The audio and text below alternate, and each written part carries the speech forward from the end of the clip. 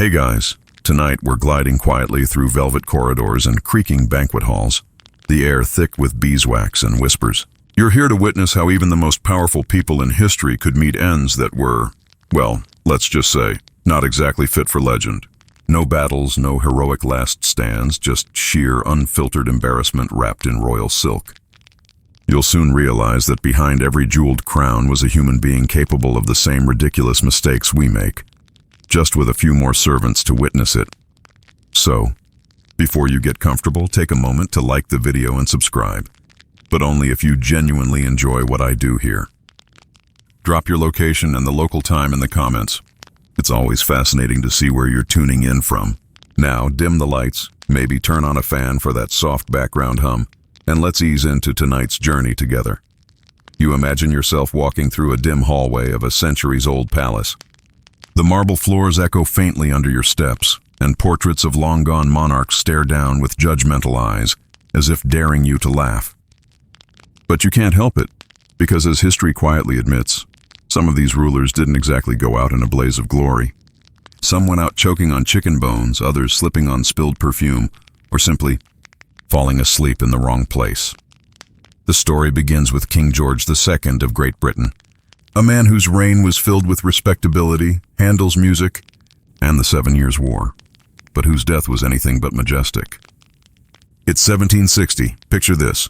The aging king wakes up in his grand chamber at Kensington Palace, goes about his morning routine, and retires to his private closet, the polite 18th century word for a toilet. And there, in that quiet, porcelain-lined solitude, his heart gives out. Not on a battlefield, not on a throne, on the other throne.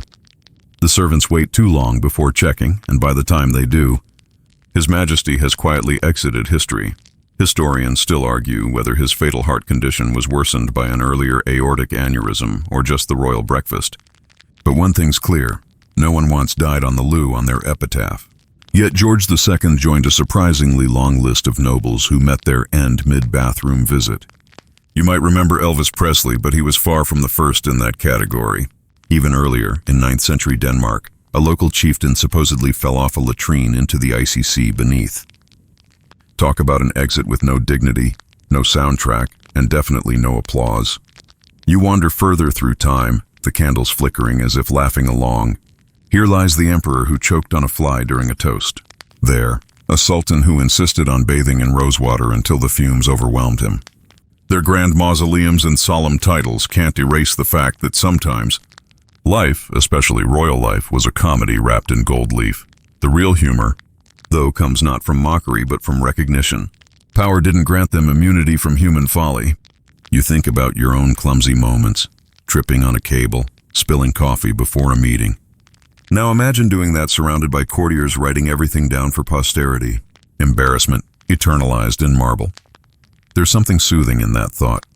The kings and queens we've been told to fear or admire were just as fragile, awkward, and uncoordinated as anyone else. Henry VIII may have had 6 wives, but he also had a stubborn leg ulcer that made him smell like sour wine.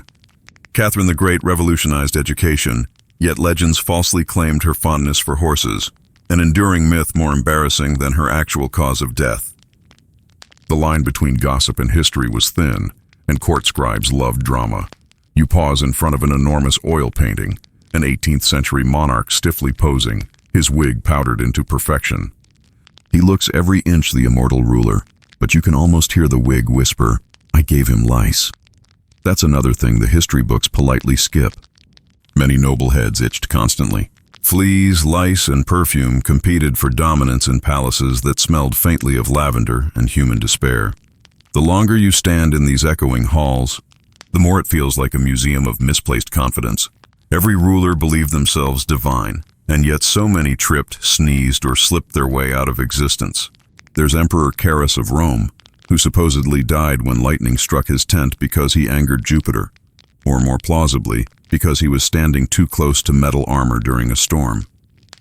There's Philip of France, thrown from his horse because his cloak snagged on the saddle, and poor Edmund VI of England, who, legend claims, was assassinated while relieving himself. Historians still argue whether these accounts were propaganda, the product of gossip, or creative monks who couldn't resist a juicy anecdote. But what's undeniable is how these tales humanize people we otherwise see as marble busts and textbook dates. You start to see them less as distant figures and more like characters from a sitcom with very high stakes. A soft breeze drifts through a cracked palace window, bringing the scent of old paper and beeswax. You imagine the courtiers whispering, servants giggling behind fans, a chronicler dipping his quill with glee as he writes, and thus, the king expired most inconveniently. Somewhere in the distance, faint music plays, harpsichord notes fading into the hum of modern white noise. You smile. If embarrassment could transcend centuries, it surely has. You're not just learning history. You're sharing in a universal truth. That dignity is fleeting, but laughter, thankfully, is timeless. As the candles dim, you take one last look down the corridor of portraits. Each face seems a little less stern now, a little more human. Their absurd endings didn't erase their legacies. They made them memorable. Perhaps that's why we keep retelling these stories, not to ridicule, but to remember that no matter how high you climb, gravity, foolishness, and fate always get the final word. You inhale slowly. The wax smoke curls upward like a sigh from the past. Tomorrow we'll wander deeper into these golden embarrassments, from royal toilets to dance floors of doom.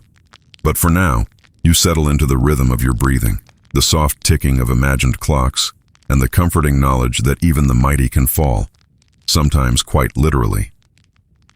You step quietly into another candlelit hall, and the air feels oddly familiar, ornate, perfumed, yet faintly human in its imperfection. The portraits on these walls no longer look stern. They almost seem to smirk as if whispering, "Wait till you hear what happened to George II." Yes, our porcelain monarch returns to the stage, this time in his full, very British glory. King George II, who reigned from 1727 to 1760, wasn't exactly history's boldest hero. He was steady, punctual, and preferred Handel's anthems to politics. But his ending? That's where fate decided to improvise. Imagine it's a chilly October morning in Kensington Palace.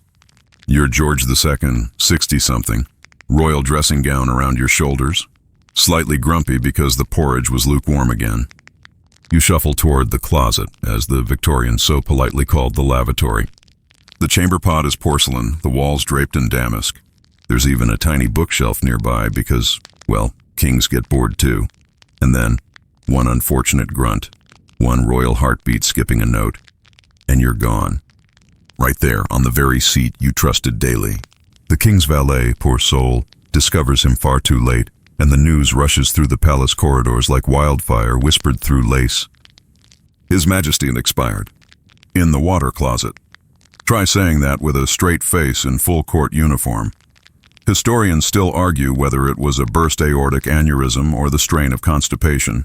Yes, truly, but one thing's certain, it was a death neither majestic nor tragic. Just profoundly awkward. Voltaire, ever the philosopher of snark, allegedly quipped that George II had died of too much dignity. You picture the scene. Ministers awkwardly clearing their throats, servants avoiding eye contact, the royal physician pretending to be fascinated by the wallpaper. The man who oversaw wars, alliances, and Handel's premieres was now reduced to a cautionary tale about fiber intake.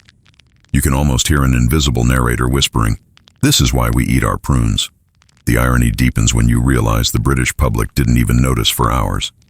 There was no breaking news, no push notification, just the quiet rustle of courtiers rewriting the morning schedule. Eventually the bells of St. Paul's tolled for the king, and the city, unknowing of the porcelain detail, mourned him in solemn procession. Yet behind the scenes, the royal undertakers faced a dilemma. How do you preserve regal dignity when the rumor mill's already grinding? They went with sudden heart failure in the official statement, a phrase so vague it's basically the historical equivalent of, "We'd rather not discuss it," and it worked, mostly. For years, historians politely skirted the subject, as if embarrassed for the man himself. But time, that merciless gossip, eventually told the truth. Centuries later, medical examiners and biographers confirmed what the chambermaid already knew. You might think this was a one-off case of royal bathroom tragedy, but alas, no. Across Europe, the lavatory seemed cursed. French King Henry III, a man known for his lace collars and fondness for perfume, was once caught in the same vulnerable position when assassins burst in, though he at least died standing.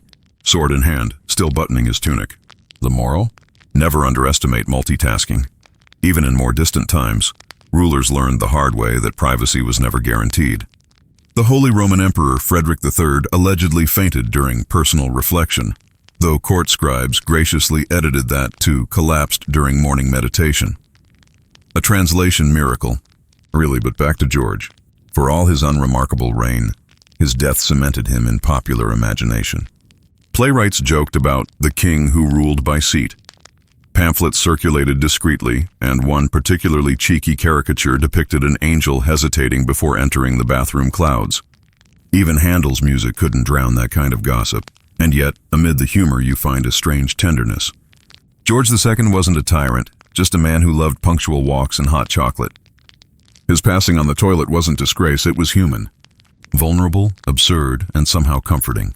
Even at the peak of civilization, the end could arrive in the quietest, most domestic corner of life. There's a small, almost sweet detail. His heart, literally, was found enlarged when examined by the royal surgeon. The same heart that beat to Handel's coronation anthems and the rhythm of Britain's rising empire simply stopped. No drama, no rebellion, no assassination, just silence. If you listen closely, you can still hear it in the palace echoes. Footsteps soft on marble, a creak of wood, the sigh of time closing a door. Kings die as they lived, often overscheduled, slightly annoyed, and completely unaware of the punchline history is preparing. You pause, letting that image linger.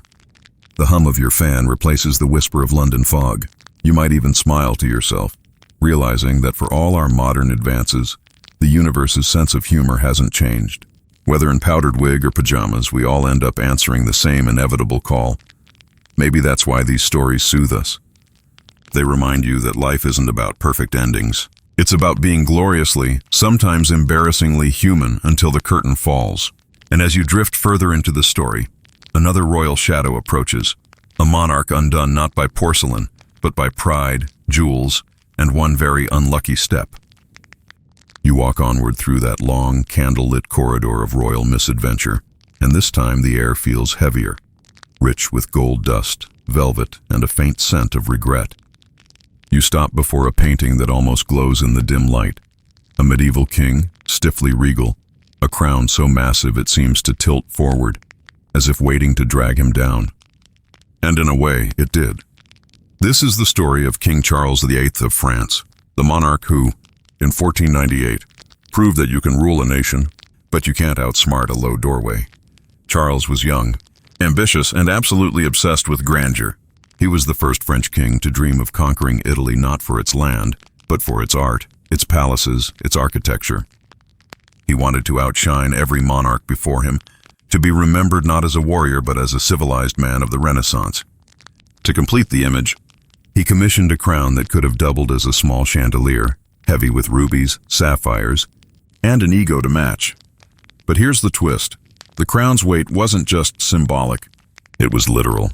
Courtiers often whispered that His Majesty's neck leaned forward unnaturally, as though bowed by invisible pressure. Some claimed he suffered headaches. Others blamed the jewelers for poor engineering. Historians still argue whether his obsession with oversized regalia was vanity or political theater. After all, in an age when appearance was power, what better proof of divine right than a crown that physically crushed you? One spring evening, the king attended a tennis match at the Château d'Amboise, a sport he adored. The castle was a labyrinth of arches, stone corridors, and staircases, not exactly designed for someone wearing 5 pounds of gemstones on their head. As he hurried through a low passage to watch the game, the inevitable happened. Imagine the sound. A sharp metallic clang, followed by a very unroyal thud. Courtiers gasped, servants froze, and the crown, the symbol of his divine authority, rolled across the floor like a dropped kettle lid. The king collapsed instantly. Some chroniclers say he struck his temple on the lintel. Others insist the weight of the crown forced his spine into fatal shock. Either way, Charles VIII, conqueror of Italy and fashion enthusiast extraordinaire, died from walking too fast through a doorway. You can't help picturing the scene in slow motion. A trail of glittering stones bouncing across cobblestones. servants frantically whispering prayers while one unfortunate footman tries to hide the dented doorframe. One historian dryly noted, "He died as he lived, head first." Even stranger, the tennis match continued. The players, unsure of protocol, simply carried on for a while, unsure whether to stop mid-serve or salute. It's oddly poetic, really. The game of kings paused only briefly before resuming, indifferent to the fall of the man who had ruled them all. There's a quiet moral in that absurd moment. Power is fleeting, but momentum, that always carries on. You stroll deeper into the imagined castle, running a hand along its cold stone walls. Somewhere, echoes of Charles's court still linger. The shuffle of silk slippers, the distant thump of a ball, the clatter of jewelry that cost more than a peasant's lifetime of work. You picture his crown being cleaned and placed reverently on a velvet cushion, its rubies gleaming like tiny drops of irony. And yet, even after such a ridiculous death, France didn't fall into chaos. His cousin, Louis XIV, took the throne and, perhaps wisely, opted for smaller accessories. Historians joke that Louis's coronation was the quietest on record, mostly because no one dared stand under a doorway wearing jewels again.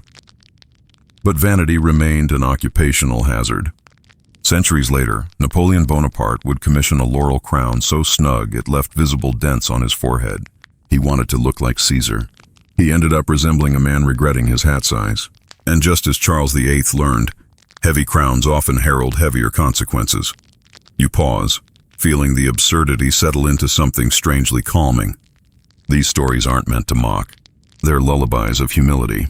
They remind you that even those who once towered over nations could be undone by something as small as geometry. A small joke drifts through your tired mind. Maybe architects were the true rebels of history, lowering doorframes just enough to humble a king. You imagine a stonemason centuries ago smirking to himself, muttering, "Let's see him bow to enter." Outside the castle, a soft night breeze carries the smell of wet earth and rain. You can almost hear crickets, feel the chill that seeps through royal robes. Charles's body lies in state, candle flames reflected in the polished surface of his fallen crown. The priests chant, the courtiers sigh. But under the solemn ritual lies the same unspoken truth whispered from servant to servant. He really should have ducked.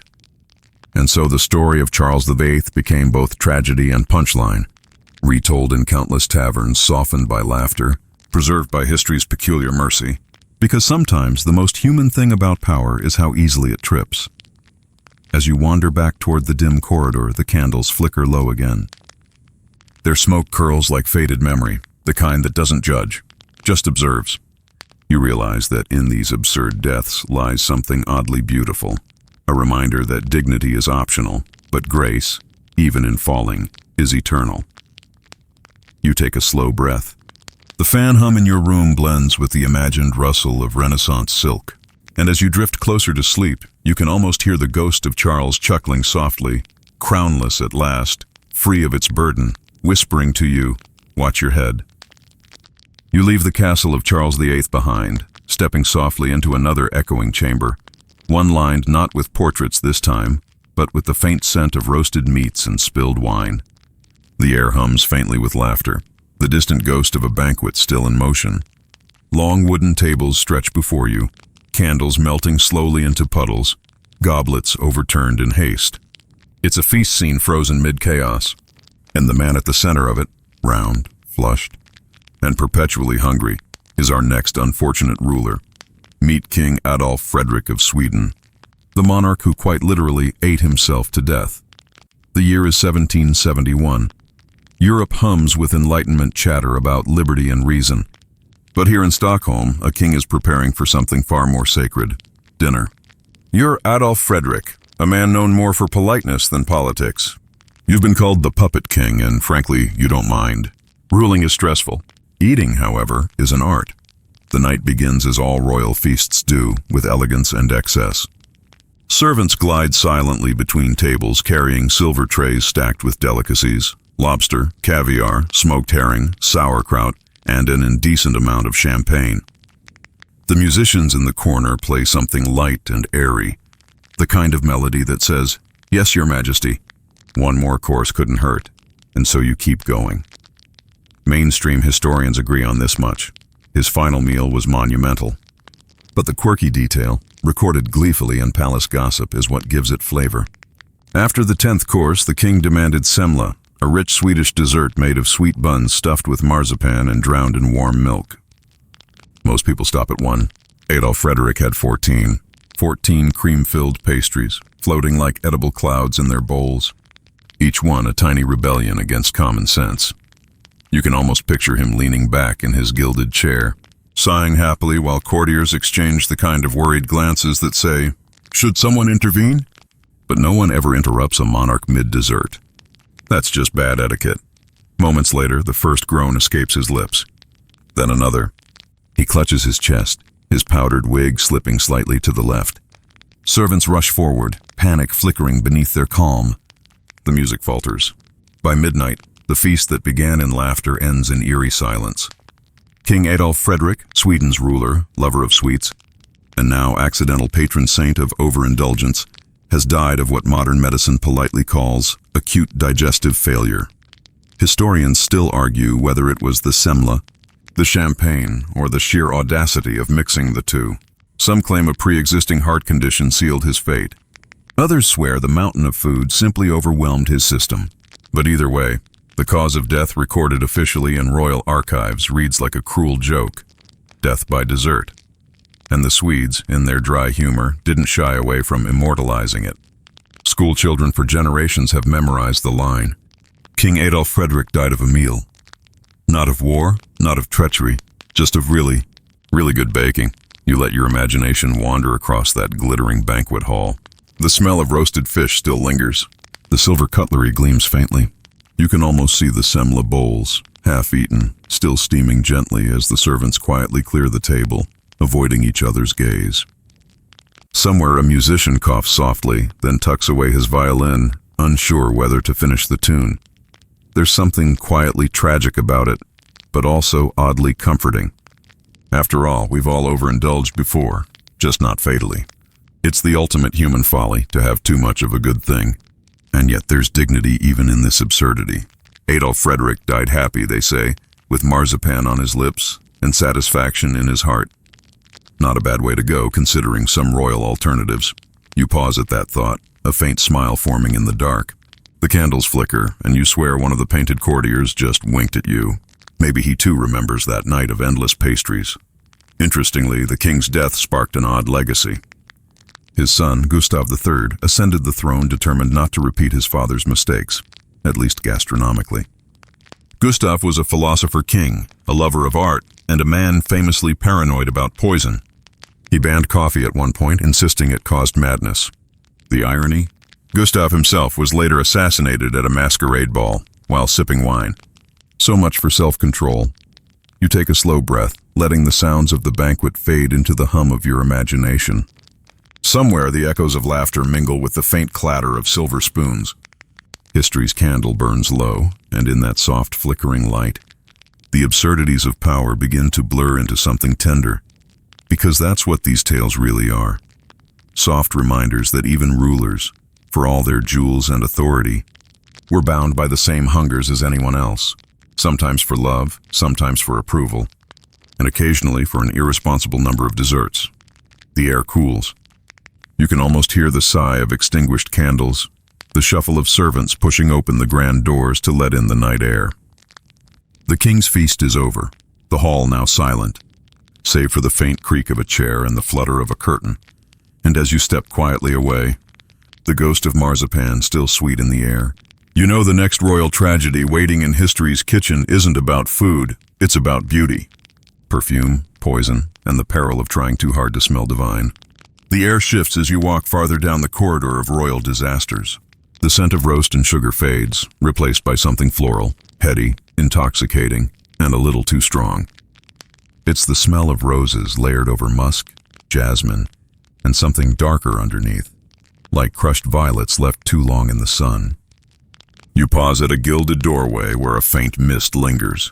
Inside, you find yourself in a lavish boudoir, a queen's chamber, drowning in perfume bottles of every shape and color.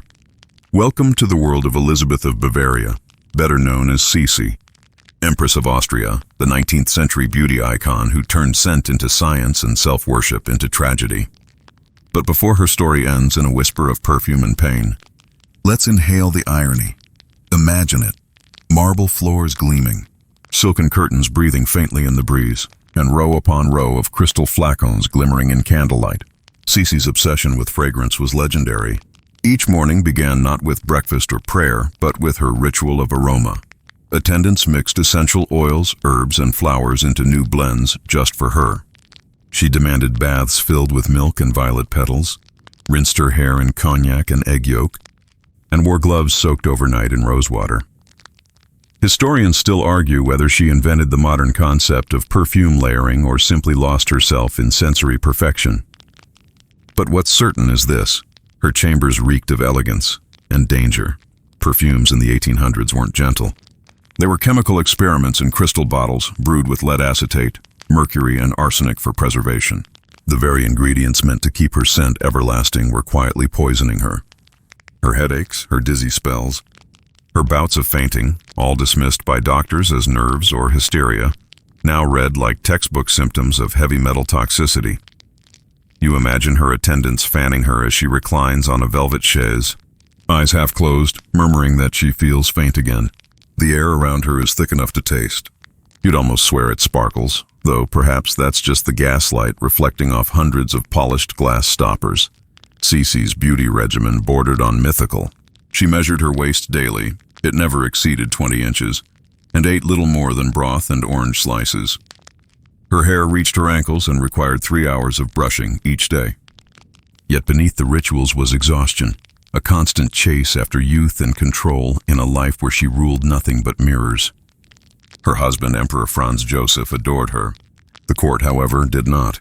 They called her eccentric, vain, impossible. Maybe she was all of that. Maybe she was simply lonely. One night, during a trip to Geneva, the Empress walked by the lakeshore incognito. No guards, no fanfare. A political radical approached her, concealing a sharpened needle. He struck her chest and she fell, unaware she'd been stabbed until moments later. Even then, witnesses said she murmured, "It's nothing, just my corset." She was wrong. The thin blade had pierced her heart, and she died within the hour. Historians still argue whether her obsession with fashion indirectly killed her. The rigid corset, the layers of perfume masking faint breaths, the frailty born of constant dieting. It's as if her body, trained to serve beauty, could no longer protect her. And yet, her legend lingers not as a tragedy, but as a strange perfume itself, sweet, haunting, and impossible to forget. Museums in Vienna still display her brushes, her gloves, her tiny bottles of scent with labels like Eau d'Ambre Impériale and Rose de Hongrie. Somewhere between luxury and madness, she found immortality. You pause and inhale again, the imagined fragrance wrapping around you, something between nostalgia and warning. There's comfort in her vanity, perhaps because it's so human. The need to be adored, to be remembered, to control at least one thing when everything else slips away. It's easy to mock, of course. To say, how foolish, bathing in chemicals. But you glance at your own bottle of cologne or the scented candle on your nightstand, and the line between past and present dissolves. We're all still masking ourselves in one way or another. You drift toward the window of her chamber. Beyond it, Lake Geneva glows under moonlight, smooth as glass. You can almost see her reflection there. Perfect posture, steady gaze, unaware she's already fading. The perfume bottles on her vanity shimmer one last time before the lights go out. Outside, the night air smells clean and quiet. A relief after the suffocating sweetness inside. You take a deep breath, imagining that first rush of cool wind after stepping out of a crowded ballroom. The fan beside your bed hums softly, its breeze carrying the phantom of roses away, and in that silence you realize how every age crafts its own poison, whether in powders, perfumes, or pressures. Cece's tragedy wasn't just chemical, it was existential. She lived in a world that demanded perfection, and she gave it, ounce by ounce, breath by perfumed breath. The chamber fades. The scent lingers. Somewhere, a cork pops softly as if a ghost uncapping one last vial. And as you turn away, leaving her behind in her perfumed eternity, you hear another sound, a faint rhythm like a dance beat echoing from a nearby hall.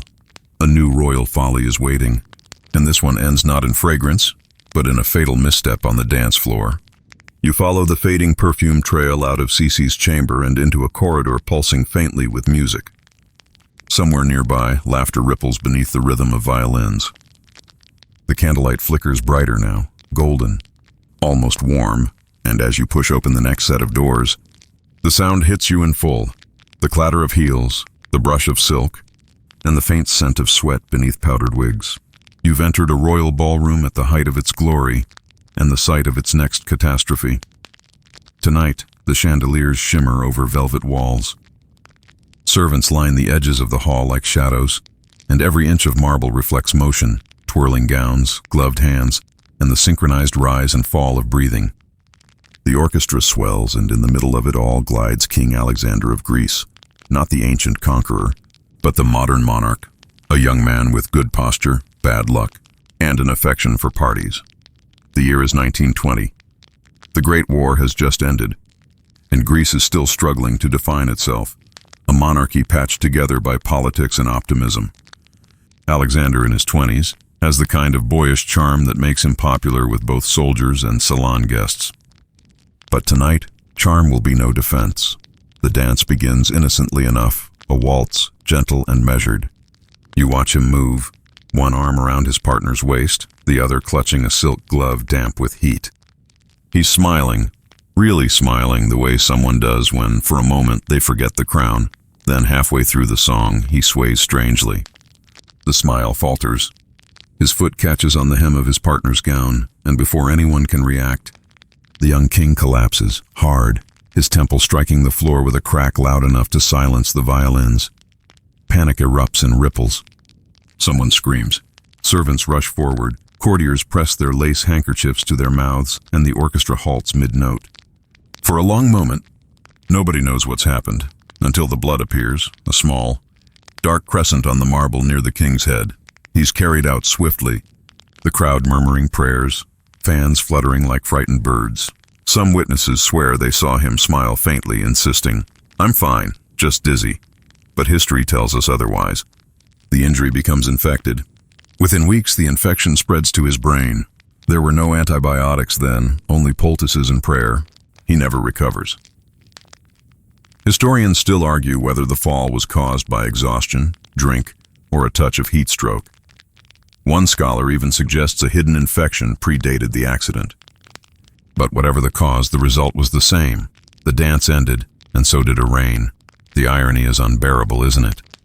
A king dies not in battle, not in conspiracy, but from the very act of celebration, felled by his own enthusiasm for life. You look around the frozen ballroom. The chandeliers sway faintly, their light fractured across the mirrors. The guests stand stiff, pale, and uncertain whether to stay or flee. The air that once buzzed with violins now hums with whispered superstition. A bad omen, someone mutters. The crown has no rhythm, and perhaps that's true. Monarchy and joy rarely dance well together. Still, as you linger in that hall of suspended music, you feel a strange tenderness for him. He wasn't vain or cruel, just human. Too human, perhaps. The world demanded marble from him. But he was made of bone and breath, like the rest of us. A courtier once wrote afterward that the king loved life too fiercely to notice when it loved him back. It's the kind of line you could almost mistake for poetry. The soft hum of the fan beside your bed feels like the faint echo of that orchestra tuning up again, a ghostly rehearsal looping forever. You imagine the violins lifting gently, trying to play him back to life. There's a small, almost comedic twist buried in all this sorrow. The ballroom where Alexander fell was later converted into an art gallery. For decades afterward, visitors swore they heard faint footsteps behind them, a single pair, keeping rhythm with their own. Maybe he's still dancing, this time carefully, gracefully, without falling. You close your eyes and picture him there, crown set aside, eyes bright again, the music soft and forgiving. Around him, the ghosts of other monarchs watch silently, their tragedies momentarily paused, their absurdities forgiven. The candlelight fades. The violins slow. Outside, dawn begins to brush faint gray over marble statues. You know the pattern by now. Power, pride, a twist of irony, a fall. But the next story won't take place in a ballroom or a palace. It will unfold in the wild, under the canopy of a forest, where one French king learned the hard way that even the most skilled hunters can become their own prey. You take a slow, measured breath. The hum steadies. The dance floor dissolves into leaves and birdsong as the next chapter of history's strange bedtime symphony begins to stir. The ballroom fades behind you, replaced by birdsong and the smell of damp earth. The polished marble gives way to uneven ground, scattered with twigs and fallen leaves. You can almost hear the clatter of hooves and the sharp bark of hounds echoing through the forest. Morning fog hangs low, and a thin ray of sunlight glints off something metallic ahead. Armor, perhaps, or the polished horn of a royal hunting horn. You're in France now, deep in the forests of the Loire Valley, where King Henry II rides with his court. It's the summer of 1559, and the king is in high spirits. The hunt has always been his escape, away from councils and diplomacy, away from Catherine de' Medici's sharp gaze and the endless politics of his kingdom. Out here, it's just man, horse, and instinct. Henry II is tall, strong, and impulsive, the kind of man who believes luck always rides with him. He's just returned victorious from a string of tournaments celebrating his daughter's marriage alliance with Spain, and today's hunt is meant to be the final flourish of celebration before returning to the heavy velvet of Paris. He urges his horse forward, shouting commands, the hounds surging ahead in a blur of brown and white. The quarry, a stag, graceful and terrified, breaks from the trees. Henry's spear lowers. You can almost feel the electricity in the air, that thin line between mastery and disaster. Then it happens. Too fast, too human. Another rider cuts across his path. Horses tangle. The spear jerks upward, glancing off armor and striking Henry in the face. The wooden shaft splinters and a jagged piece drives deep into his eye. The forest goes silent. The stag escapes unnoticed. The hounds whimper, confused by the sudden stillness. Courtiers rush forward, shouting for help. But the king is already slumped in the saddle, blood blooming down his cheek like a crimson tear. He doesn't die immediately. That would have been merciful. Instead, he lingers for days, trapped between agony and delirium, while the court physicians try everything short of miracles. Leeches, poultices, prayers, even surgery performed by the best French anatomist of the age, Ambroise Paré. They open his skull slightly to relieve pressure, and in doing so, invent one of the earliest documented neurosurgical attempts. Historians still argue whether Paré's intervention prolonged the king's life or his suffering. In his fevered state, Henry supposedly muttered apologies, not to God, but to the man who'd accidentally impaled him, Gabriel de Montgomery, a Scottish noble who'd been one of his most loyal officers. Catherine de' Medici, watching her husband's slow decline, swore revenge on Montgomery's bloodline, though she'd secretly admired his skill. It's said she later dabbled in astrology and poison, but that's another bedtime tale. You linger near the king's tent now, its canvas walls fluttering in the wind.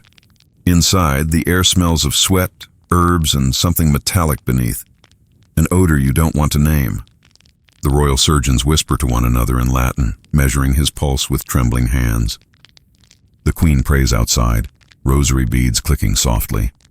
Every monarch fears rebellion or betrayal, but Henry II discovered the most dangerous enemy of all, momentum. He didn't fall to war or politics, but to a second's miscalculation, a reminder that even power cannot protect you from physics. When he finally dies 10 days later, the court mourns with extravagant grief. Bells toll across France.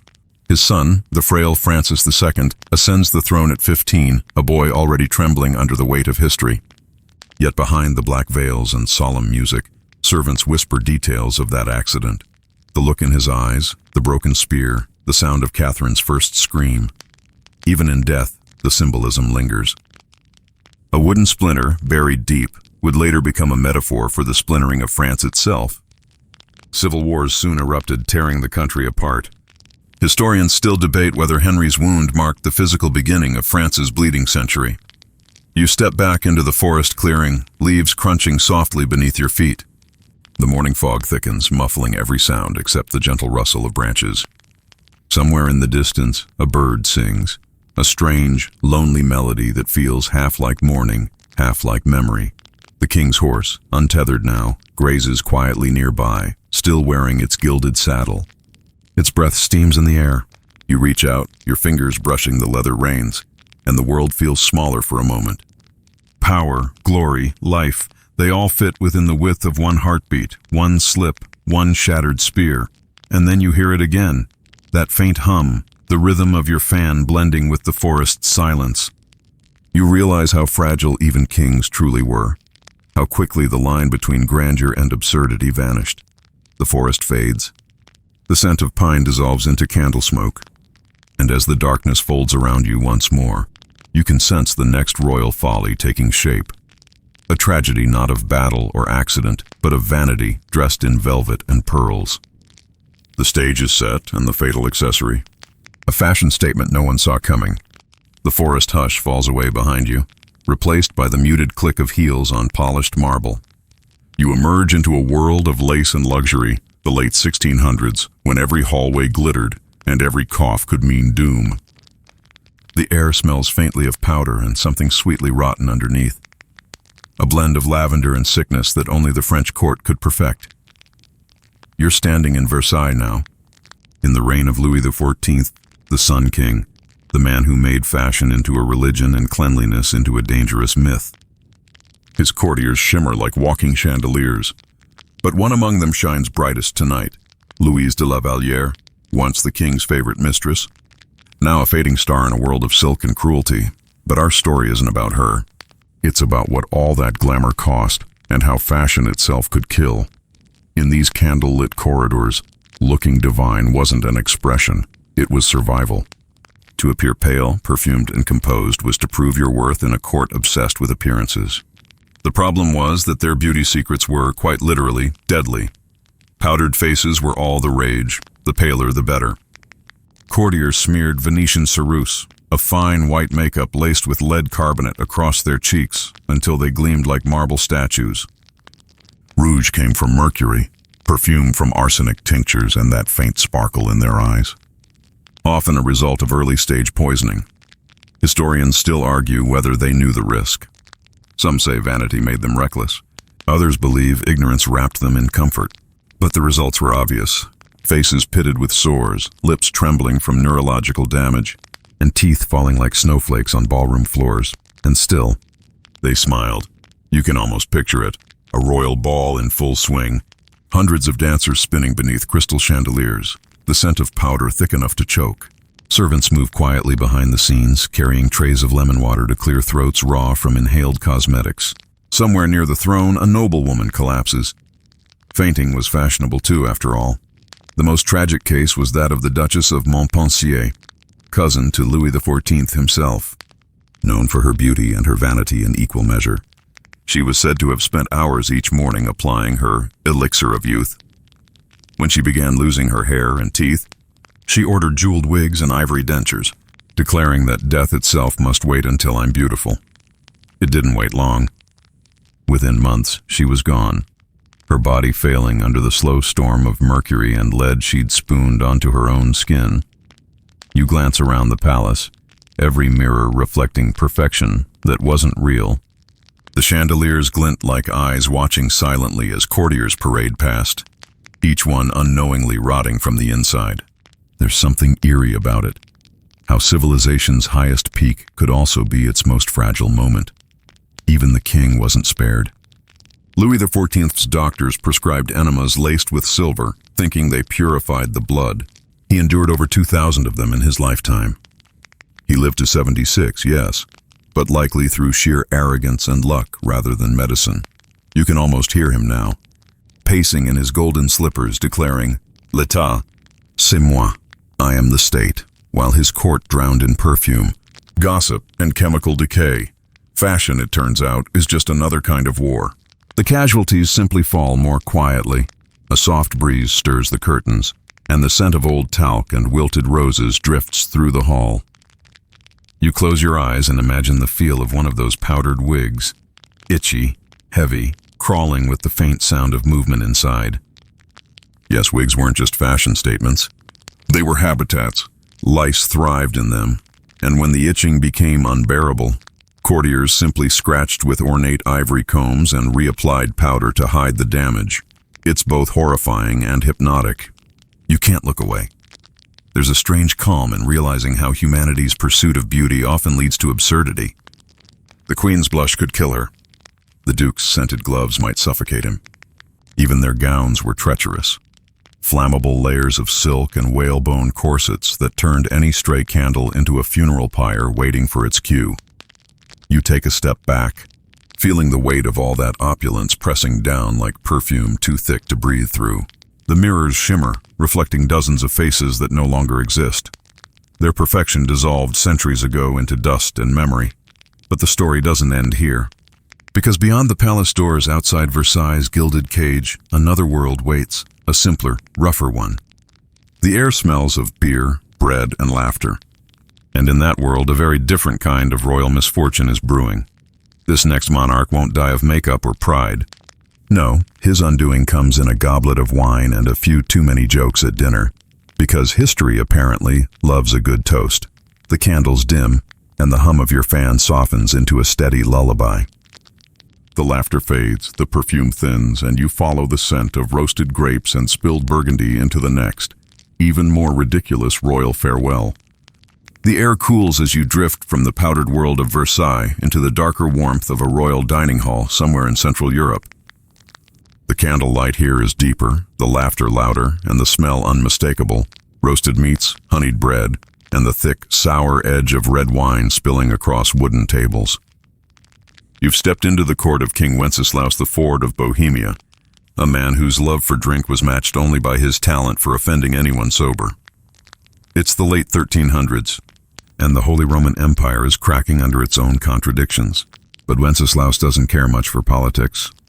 He cares about the next goblet of Burgundy, the next bawdy joke, and the next chance to outdrink his own guards. He is, by all accounts, brilliant and infuriating, a man who could quote scripture in the morning and throw his cup at a bishop by noon. Tonight, though, he's in rare form. The hall is roaring with laughter. A boar's head, glazed and shining, sits at the center of the feast, surrounded by musicians half playing their instruments and half trying to stay upright. The king himself reclines on a carved oak chair, his crown tilted so far it might as well be napping. You can almost see him there.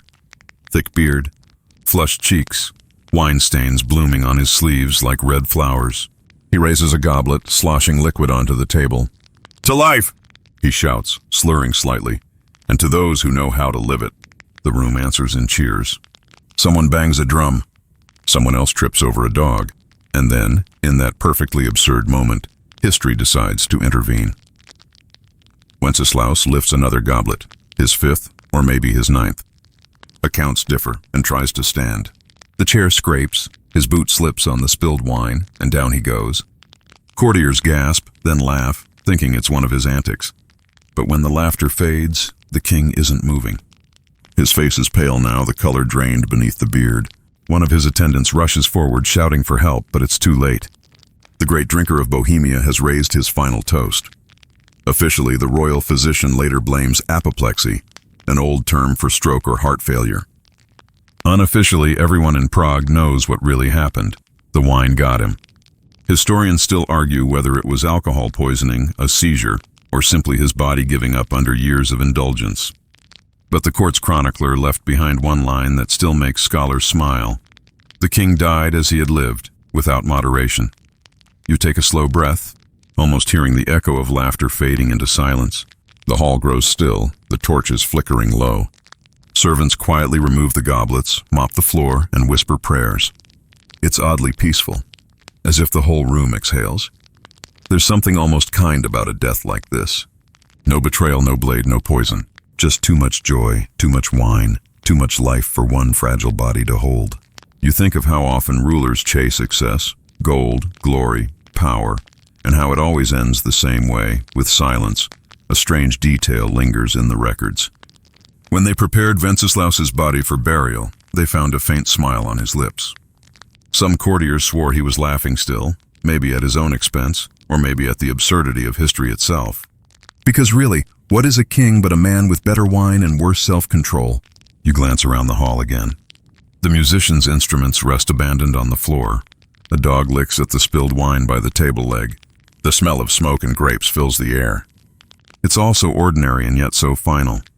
As you wander toward the doorway, your boots echo softly, the sound fading into the steady hum of your fan. There's a calm rhythm to it, like the heartbeat of time itself, one that doesn't care for crowns or titles, and you realize something quietly funny. Every monarch who chased pleasure too hard left behind an empire in chaos and a cautionary tale dressed as a punchline. Still, it's hard to judge him. You can almost understand it, the exhaustion of being worshipped, the temptation of forgetting it all in a goblet. You imagine him now, somewhere beyond history's horizon, raising another drink among ghosts, still telling stories, still laughing. The candles in the dining hall gutter out one by one. The last one hisses, and the scent of wax and smoke swirls upward.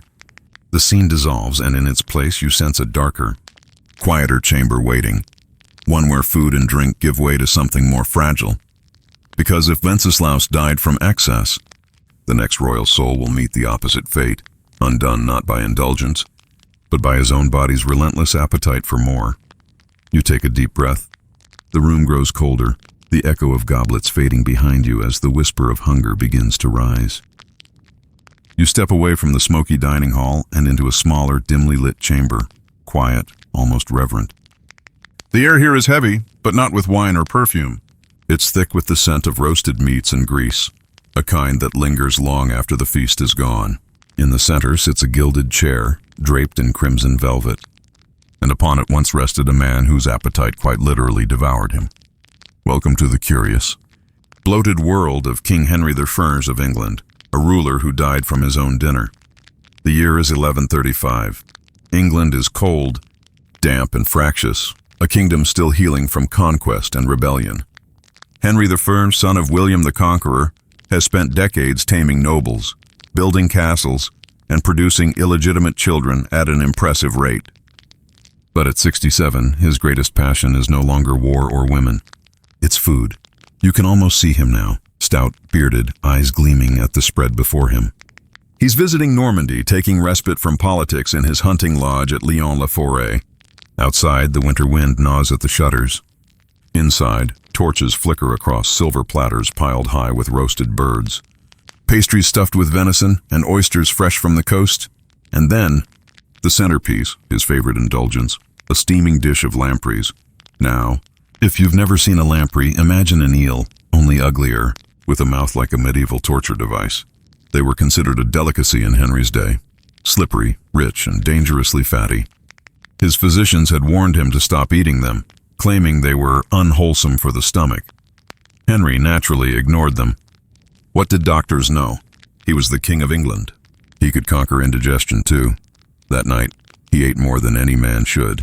Witnesses record it delicately. He partook too freely of lampreys. The polite translation? He gorged himself sick. Hours later, he was seized by fever and pain so severe he could barely speak. Servants rushed for his physicians, who arrived with leeches and prayers, but no miracles. Historians still argue what truly killed him: food poisoning, dysentery, or acute heart failure brought on by gluttony. But the chronicler Henry of Huntingdon wrote with dry understatement, "From a surfeit of lampreys, the king departed this life." You can't help but picture it. The mighty ruler who'd once crushed rebellions now lying helpless, his crown askew, muttering perhaps one last regret. I should have listened to my doctor. There's dark humor in the image, but also a strange humanity. For all his conquests and decrees, Henry died the way many of us might, by indulging one temptation too many. It's as if the universe whispered, "You can rule men, but not your own appetite." After his death, his court dissolved into panic. He'd left no legitimate male heir, and his passing plunged England into nearly 2 decades of civil war, the period later called the Anarchy. One overfed meal reshaped a nation. His daughter, the Empress Matilda, and his nephew Stephen tore the realm apart, claiming his crown. So, in a way, the lampreys didn't just kill a king, they set fire to England's peace. You linger near the hearth where his final feast once burned. The flames crackle quietly, the fat sizzling on iron spits. You can almost hear the laughter of knights and courtiers fading into worried whispers as the king begins to clutch his chest. A servant stares down at the lamprey dish, realizing that history's course has just changed over dinner. It's absurd, isn't it? That something so small, an eel with a bad attitude, could undo a man who once ruled with an iron will.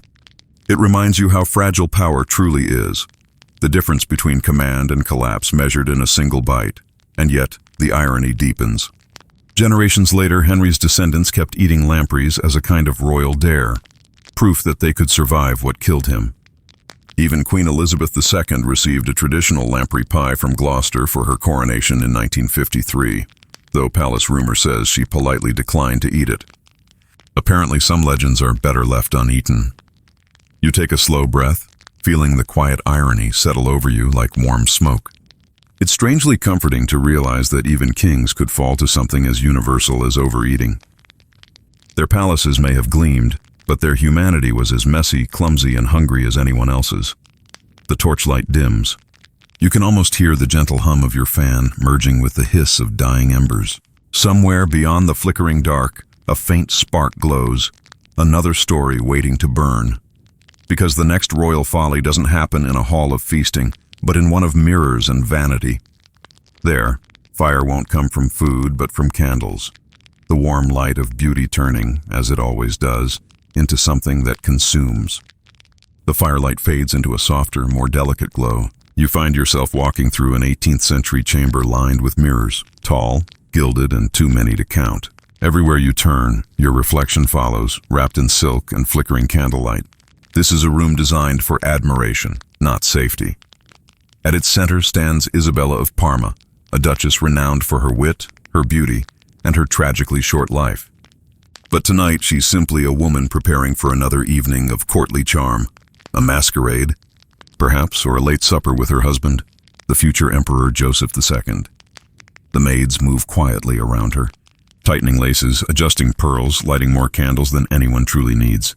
The air smells of wax, lavender oil, and the faint metallic tang of danger that no one yet notices. Candlelight was a kind of social armor in those days. To be seen was to exist, and to glow beneath the chandeliers was proof that one mattered. But candles were treacherous companions. Made of tallow, they smoked and sputtered. Made of beeswax, they dripped molten gold. They flickered in every gown's hemline, every powdered wig, every flounce of lace. One wrong gesture could turn elegance into chaos. And so it happens. The Duchess, radiant in gauze and ribbons, leans too close to a candelabrum as she laughs. Just a second. Just one careless tilt of the head, and the flame kisses her sleeve. At first no one reacts. The room is full of light, after all. A faint crackle blends with the music, and the Duchess smiles, unaware that the fire has begun to climb. Then comes the smell. Sweet, sharp, unmistakable. Someone gasps. By the time a servant rushes forward with a cloak, the silk is already burning like paper. Historians still argue over the details. Some say she survived the initial flames, dying later of infection. Others insist she perished instantly. Her final words a whispered apology for frightening the guests. What's certain is that her death shocked Vienna. The newspapers printed careful euphemisms, an unfortunate accident during a private evening. But everyone knew. And for weeks afterward, the court banned open flames in the women's apartments. You stand there now, watching the reflection of fire ripple across the mirrors. The music has stopped, but the candles keep trembling, each one a reminder that beauty demands a dangerous kind of closeness. It's almost funny, in a grim way, how often vanity lured royalty into peril. The more polished the world became, the more fragile it grew. In the age of powdered wigs, beauty was flammable.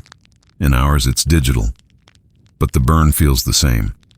You imagine the maids after the fire, sweeping ashes from the marble, whispering to one another that they'll never light so many candles again. Yet the next evening, the mirrors are cleaned, new tapers are placed, and life resumes, because appearances, in palaces, always matter more than memory. A soft draft moves through the room. The flames bend toward you like curious faces. You feel their warmth and understand suddenly how easily admiration can turn to destruction. The Duchess wasn't foolish, just human, trapped in a world where every light had to be brighter than the last. And so the candle becomes a metaphor. Every era's ambition, to shine, to be seen, ends up consuming its own wick. The chamber grows quieter. The last candle sputters, sighs, and goes out, leaving only the faint scent of wax and lavender behind. In the silence, you hear your own breathing, steady as the turning of time. Somewhere beyond this darkness, another story flickers to life, not of fire, but of furniture. Because the next royal demise won't come from flame or feast. It will arrive in the soft creak of wood and the sudden betrayal of a bed built too grand to hold the weight of its owner. The glow of candlelight fades, and in its place rises the cool hush of a royal bedroom. A room too large, too silent, too ornate for sleep. Heavy curtains drape the windows. The scent of lavender and polished wood lingers in the still air. You move softly across thick carpets toward a towering bed, carved from dark walnut and adorned with gold trim. Its posts stretched nearly to the ceiling like the pillars of some sacred temple. This was the bed of King Philip IV of Spain, a monarch whose reign outlasted his strength and whose final night proved that sometimes even the finest craftsmanship can turn traitor. It's the year 1665. Spain is weary, its empire crumbling at the edges. The once mighty Habsburg dynasty, bloated with pride and inbreeding, now leans on fragile bones. Philip IV is 59, but he looks much older.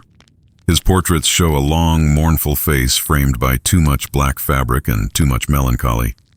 He has lost wars, lost colonies, lost his first wife, and gained only gout and ghosts. You imagine him now, lying back beneath layers of brocade, the weight of history pressing heavier than the blankets. The palace is quiet except for the soft squeak of servants' shoes on polished floors. His body aches from years of ceremonial stillness. His mind perhaps drifts toward confession, or to his late wife, whose portrait hangs above the bed, staring down with regal pity. And then, as he shifts to find comfort, there's a sound, small at first, a wooden creak like an old door sighing. The canopy trembles. He doesn't notice. He moves again, heavier this time, trying to turn his aching legs. A sharper crack follows. Servants rush in, startled, but too late. With a thunderous groan, the massive canopy splits at its joinery and collapses straight down. Imagine it, the crash of carved wood, the glitter of shattered candle holders, the muffled shout of a king trapped beneath his own grandeur. For a few stunned moments, the attendants can't see through the dust and torn curtains. When they finally lift the debris, the once mighty ruler lies still, half buried beneath the very symbol of his majesty. It's said he survived the initial blow, but never recovered from the shock. His frail frame, already failing, gave up within days. Officially, the records say sudden decline. Unofficially, everyone at court knew that the royal bed had turned executioner. Historians still argue over whether it truly collapsed, or whether the story grew from metaphor, Spain's empire literally falling on its king. But the detail appears in letters from courtiers who swore by it, and you can almost believe it. There's something poetically cruel about the image. A man crushed not by rebellion, not by battle, but by the weight of his own luxury. You run your hand across the imagined wood of that canopy, feeling how smooth it once was, how proud the craftsman must have been. In a world obsessed with grandeur, no one thought to ask whether beauty could bear the weight of a restless human being. Outside, the bells of Madrid toll slowly, each one marking another heartbeat gone. Servants whisper of omens, of ghosts in the timber, of divine punishment. But in truth, it's simpler than that. Even royal furniture grows tired. There's a quiet lesson here, one that feels oddly modern. The more elaborate the comfort, the more fragile it becomes. The king's ornate bed was a metaphor for the kingdom itself, richly carved, intricately gilded, but hollowed at the joints. You step back from the scene, letting the silence settle. The last rays of candlelight glint off the fallen crown, now dented where the canopy struck it. It rests crookedly beside him, no longer a halo of authority, but a bent ring of irony. Somewhere a servant stifles a sob. Another crosses himself. But you suspect a few may have looked at that wrecked bed and thought, perhaps the kingdom will finally rest now. You take a deep breath. The fan's hum beside you blends into the slow rhythm of imagined bells. For a moment, you can almost hear wood creaking, time exhaling. And then the sound shifts, metal instead of timber, rhythmic, deliberate. Because the next story isn't about a bed or a feast or a fall. It's about clocks. About a monarch so obsessed with time that it became his undoing, proving that you can't control the hours, no matter how many you build to measure them. You leave the royal bedchamber behind, the smell of dust and varnish fading, and step into a smaller, stranger room. The air is sharp, metallic, humming faintly with the tick-tock heartbeat of 100 clocks. Wooden cases line the walls from floor to ceiling, each containing a gleaming pendulum swinging in perfect rhythm. You can almost taste the brass and oil in the air. This is the private workshop of Emperor Ferdinand of Austria, the so-called clockmaker emperor. A gentle soul born into power he never really wanted. Ferdinand was fascinated by machinery, not politics. While his ministers bickered about revolutions, he tinkered with springs and gears, convinced that if he could just keep time running smoothly, maybe the world would too. He's an odd figure in history, timid, epileptic, kind-hearted, and deeply in love with precision. The empire around him was fracturing, but here, in this mechanical sanctuary, the rhythm of the clocks never failed.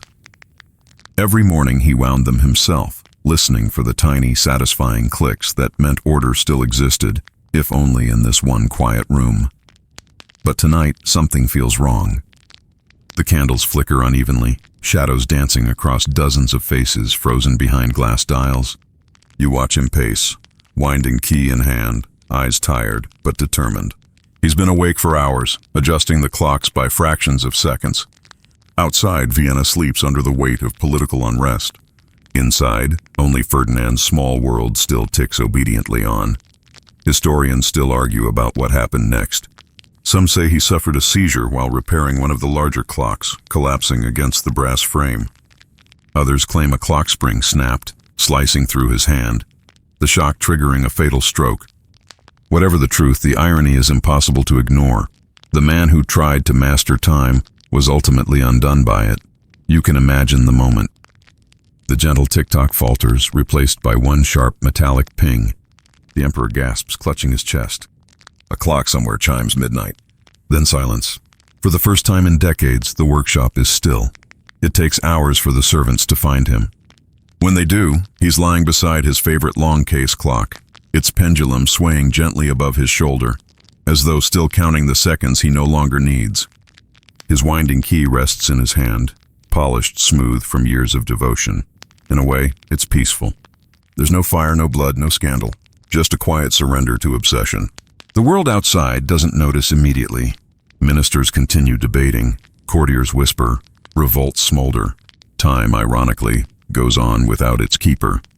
You walk through the room slowly, the rows of clocks reflecting tiny slivers of candlelight.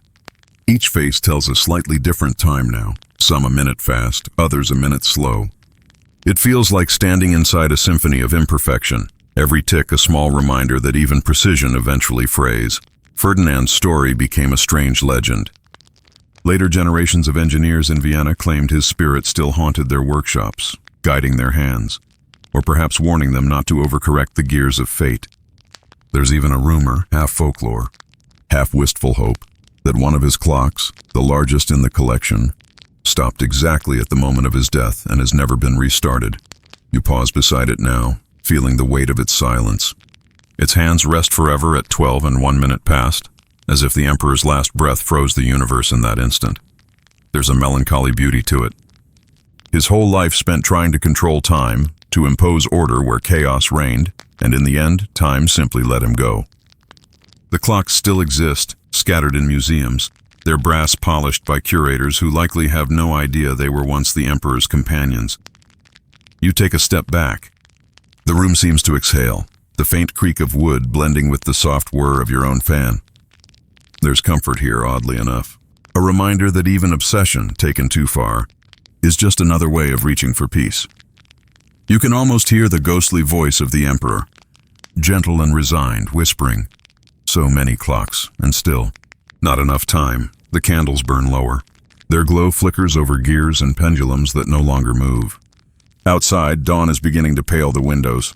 Somewhere in that pale light, the hum of life begins again, the sound of wheels, trumpets, elephants, because the next monarch's downfall won't be measured by seconds, but by spectacle. We're leaving quiet Austria behind for the brilliant, cacophonous world of India, where one king's love of grandeur led him to parade himself straight toward disaster. The quiet ticking fades, replaced by the deep, distant rumble of drums and the scent of spice and dust. The air grows warmer, the light sharper, gold glinting off silk, brass, and the polished tusks of elephants. You're standing beneath a blazing sun now, somewhere in 18th century India, at the edge of a grand procession. Before you stretches a scene of astonishing beauty, jeweled parasols swaying, dancers shimmering in bright fabric, and elephants draped in velvet embroidered with gold thread. The air vibrates with music, sitar strings, horns, and the steady beat of 1,000 sandals striking the earth in rhythm. At the center of this magnificent chaos rides Maharaja Bhupinder Singh of Patiala, ruler, sportsman, collector, and lover of all things extravagant. He was a king who lived as if excess itself were a divine commandment. His palace contained Belgian chandeliers, Swiss watches, and enough Rolls-Royces to start a dealership. He wore diamonds the size of walnuts and once commissioned Cartier to design an entire necklace of emeralds, rubies, and pearls that shimmered like frozen fireworks. But his favorite form of display was the royal parade, a spectacle of animals, soldiers, musicians, and glittering banners meant to prove that Patiala's glory could rival any empire's. And on one radiant afternoon, that same love of spectacle turned fatal. The story begins at dawn, with the Maharaja insisting that this parade outshine all previous ones. He ordered a new elephant saddle carved overnight from teak and inlaid with silver, a masterpiece of craftsmanship, but also disastrously heavy. His attendants protested, but he waved them off. "A king must sit above all others," he said. "Even the elephants should look up to me." By noon, the heat shimmered like glass. The crowd gathered, drums thundered, and the parade began. The Maharaja rode high upon his favorite elephant, a majestic bull named Gajraj, whose tusks were tipped with gold. The animal's skin glistened with oil, and its ears twitched under the weight of ornament. Every few steps, servants tossed rose petals along the path. You can imagine it, the bright sun reflecting off mirrors and gemstones, the air thick with incense and pride. The elephant moved slowly, obediently, though each step seemed heavier than the last. Then came the turning point.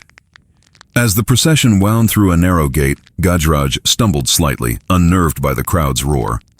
The Maharaja shifted his balance, gripping the saddle's rail, but the rail, weakened by the hasty silver work, snapped clean off.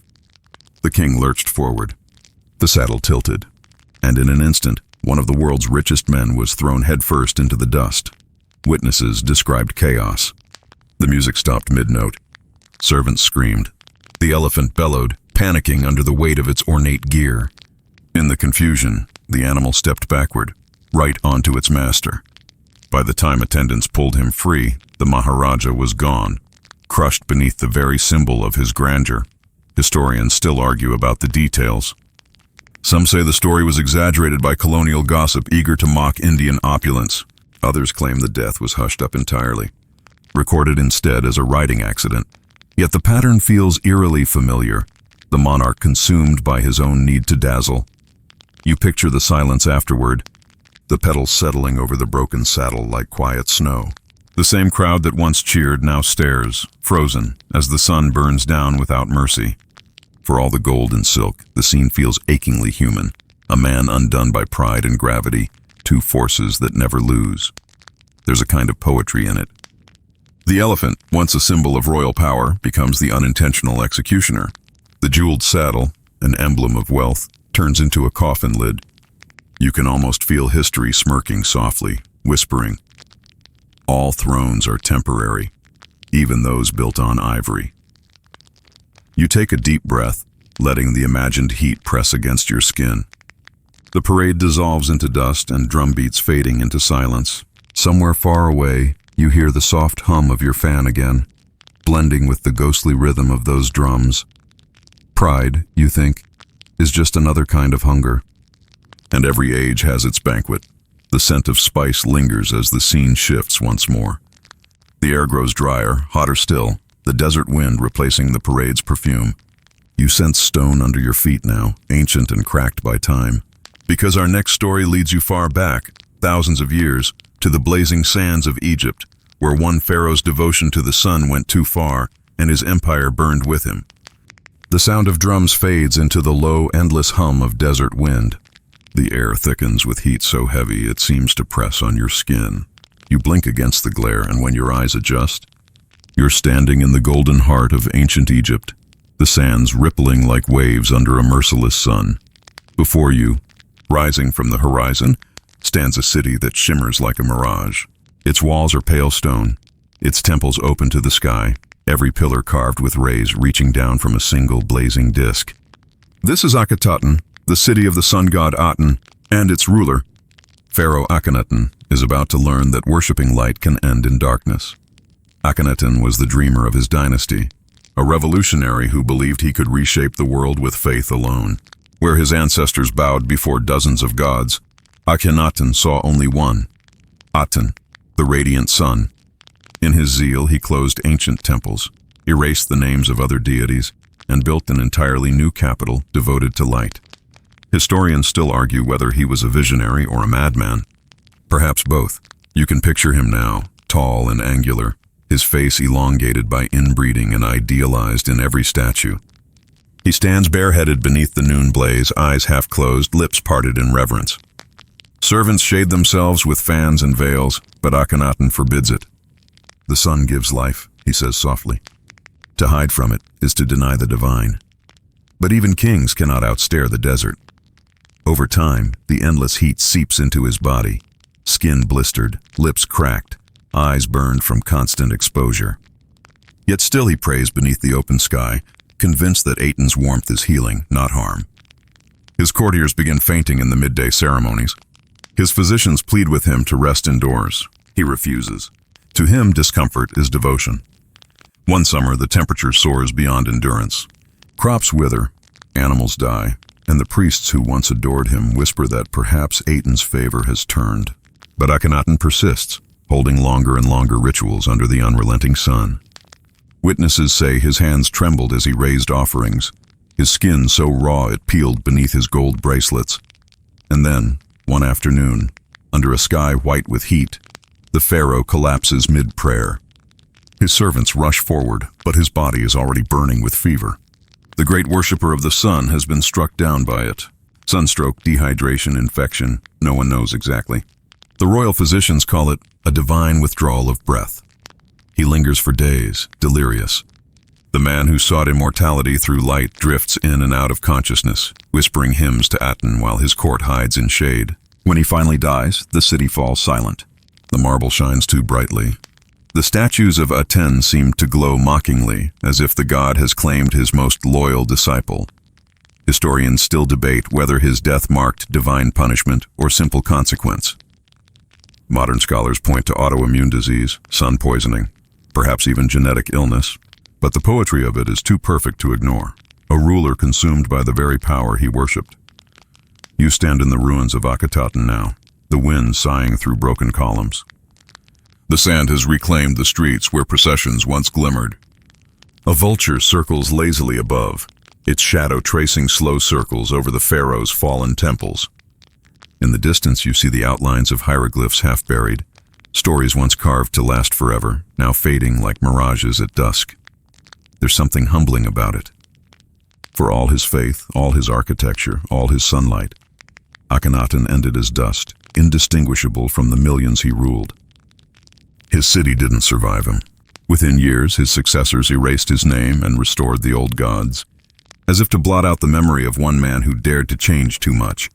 You reach down, brushing your fingers through the sand, and they come away warm, shimmering. The fan's hum in your room sounds faintly like desert wind now, slow, steady, eternal. It's strange how many of these rulers died trying to touch something divine. Light, fame, glory, only to discover that gods never share their gifts cheaply. Their punishments are subtle, poetic, and always final. As you turn away from the fading city, the sun dips lower, painting the desert in crimson and gold. Somewhere beyond the dunes you can hear the faint splash of water and a low, hollow echo. Because the next royal tale doesn't end under the sun. It begins beneath the ground, in a place no king should ever have gone. A duke, a secret chamber, and a royal misstep into history's most humiliating rumor, the one who fell, quite literally, down his own throne. The desert sun fades from gold to gray, and you descend, stone steps spiraling down into cool shadow. The air thickens, close and still, the kind that smells faintly of limestone and secrets. A single torch flickers ahead, throwing long, distorted shapes across the walls. You've left the open skies of Egypt behind for something far more claustrophobic, a medieval castle's privy chamber. where stone meets scandal, and one royal noble learned the true meaning of throne room tragedy. The year is 1183. You're in England again, in the drafty fortress of Richmond.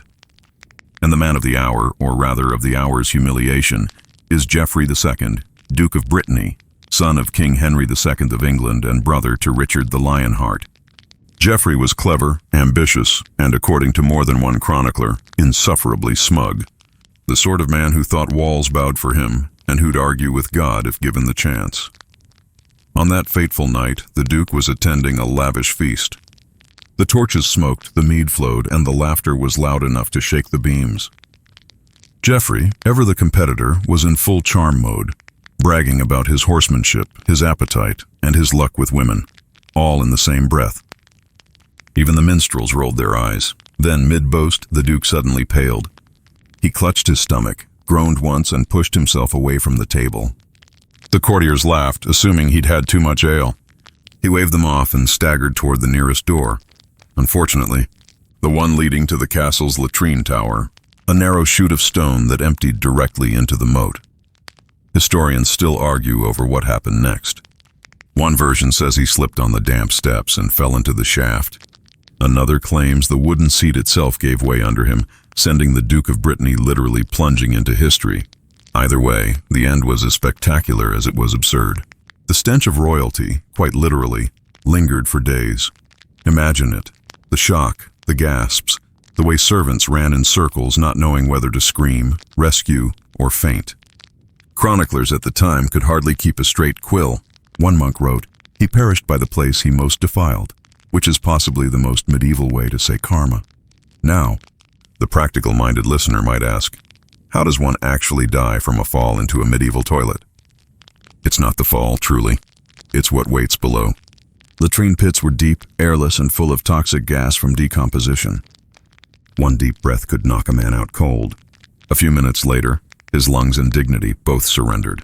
The same fate reportedly befell several lesser nobles across Europe, but none with titles as grand as Geoffrey's. In the years that followed, bards would quietly omit his story from songs of the royal line. It was too indecent for polite company, but too delicious for gossip to ignore. Servants whispered that the moat bubbled differently afterward, as if protesting. Priests muttered about divine punishment. And Henry II, weary of his family's endless mischief, is said to have sighed and remarked, "Even God grows tired of Geoffrey's tongue." You can almost hear the ripple of laughter echoing across centuries. There's something perversely comforting about it, a reminder that arrogance meets its match in the most mundane corners of the world. Thrones, no matter how gilded, have a sense of humor. The chamber around you seems to tighten. You can feel the cold of stone, the faint drip of water, the hollow wind sliding through old pipes.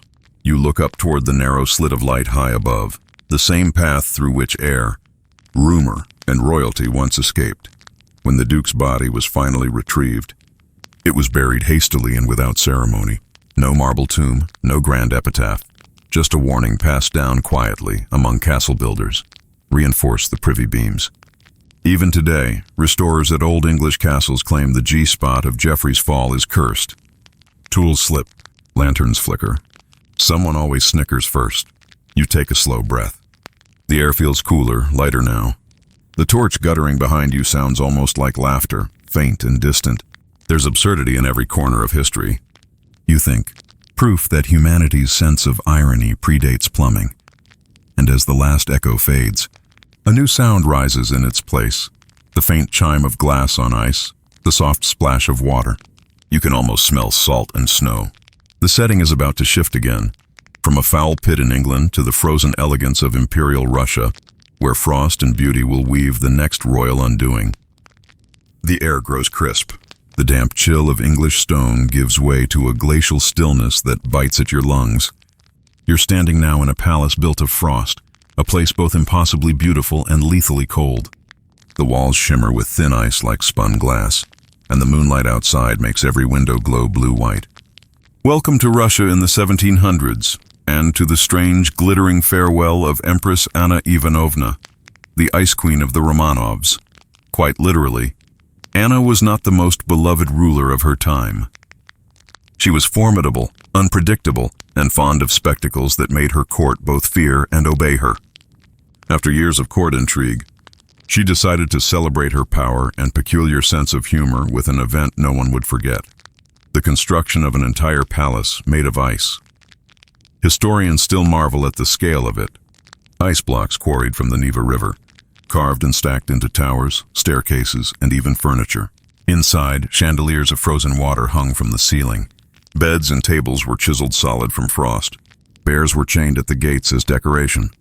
Anna ordered the walls to be painted with scenes from her own life, rendered, of course, in colored ice. And as if the structure weren't absurd enough, she turned it into a stage for her favorite kind of entertainment: humiliation disguised as celebration. When one of her jesters married a lady-in-waiting without permission, Anna decided to make an example of them. She commanded that the couple's wedding take place inside the ice palace itself, in the dead of winter, with guests dressed in furs and laughter frozen in their throats.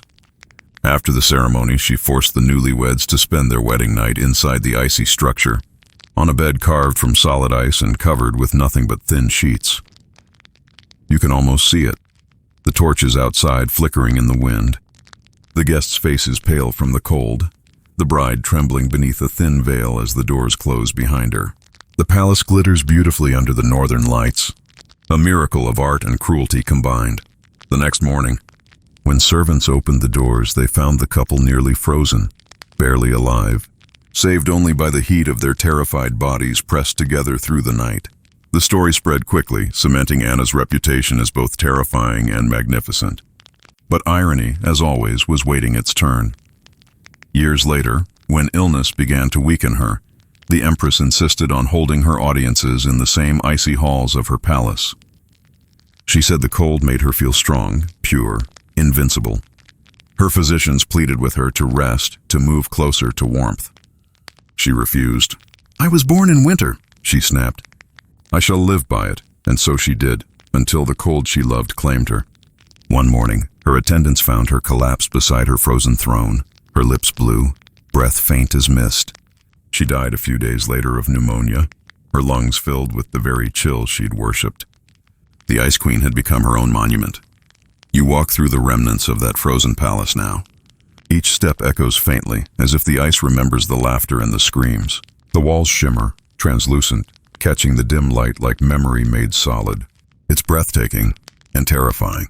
Beauty here is never gentle. It demands a price.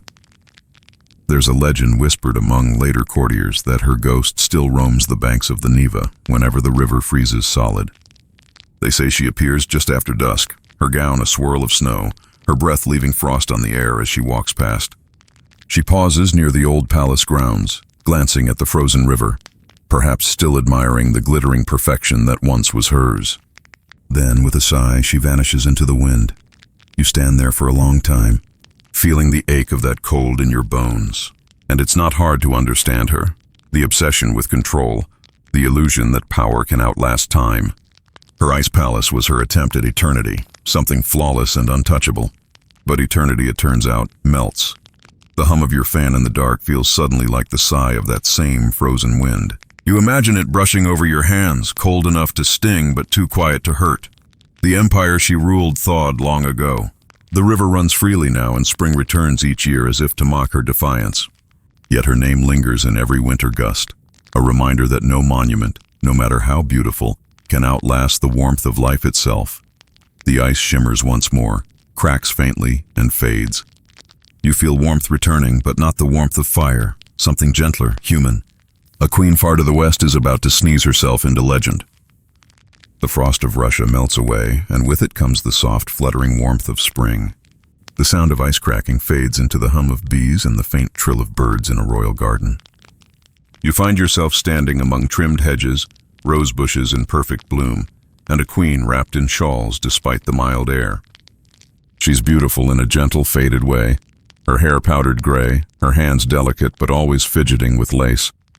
This is Queen Anne of Great Britain, a monarch beloved for her kindness, pitied for her grief, and remembered, oddly enough, for one very inconvenient sneeze. Anne ruled at the dawn of the 18th century, when England was learning to be modern and fragile at the same time. She oversaw the union of England and Scotland, the rise of parliamentary power, and the endless gossip of courtiers who whispered about everything from her shoes to her weight. But she was also a woman haunted by loss. 17 pregnancies and not one surviving child to inherit her throne.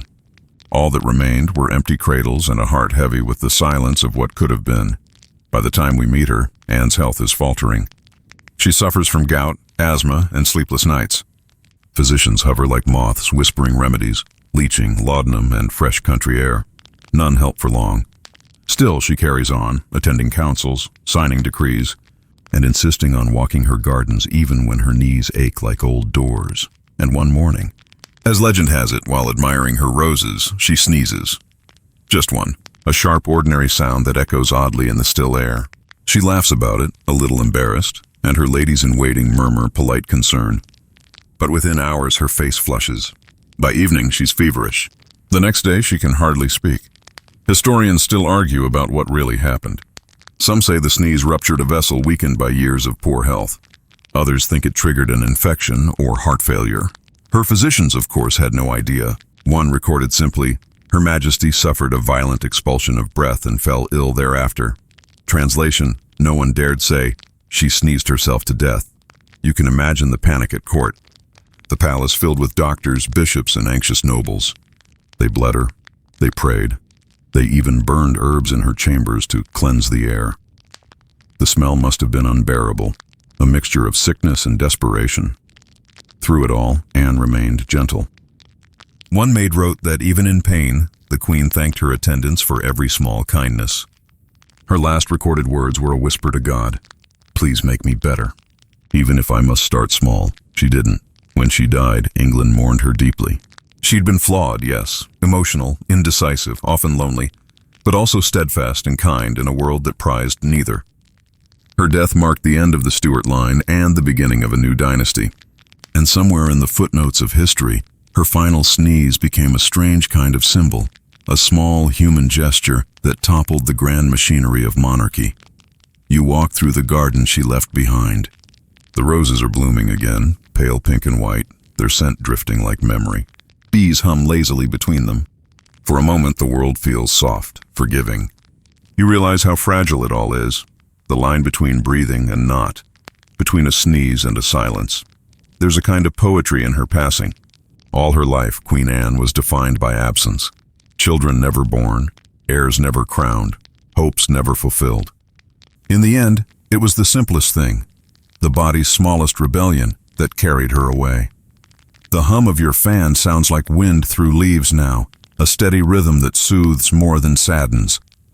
You breathe in slowly, almost as if you could catch the faint scent of those English roses across time. And as you turn from the garden, the next sound reaches you, a low rumble, the murmur of voices, and the faint rise of opera music.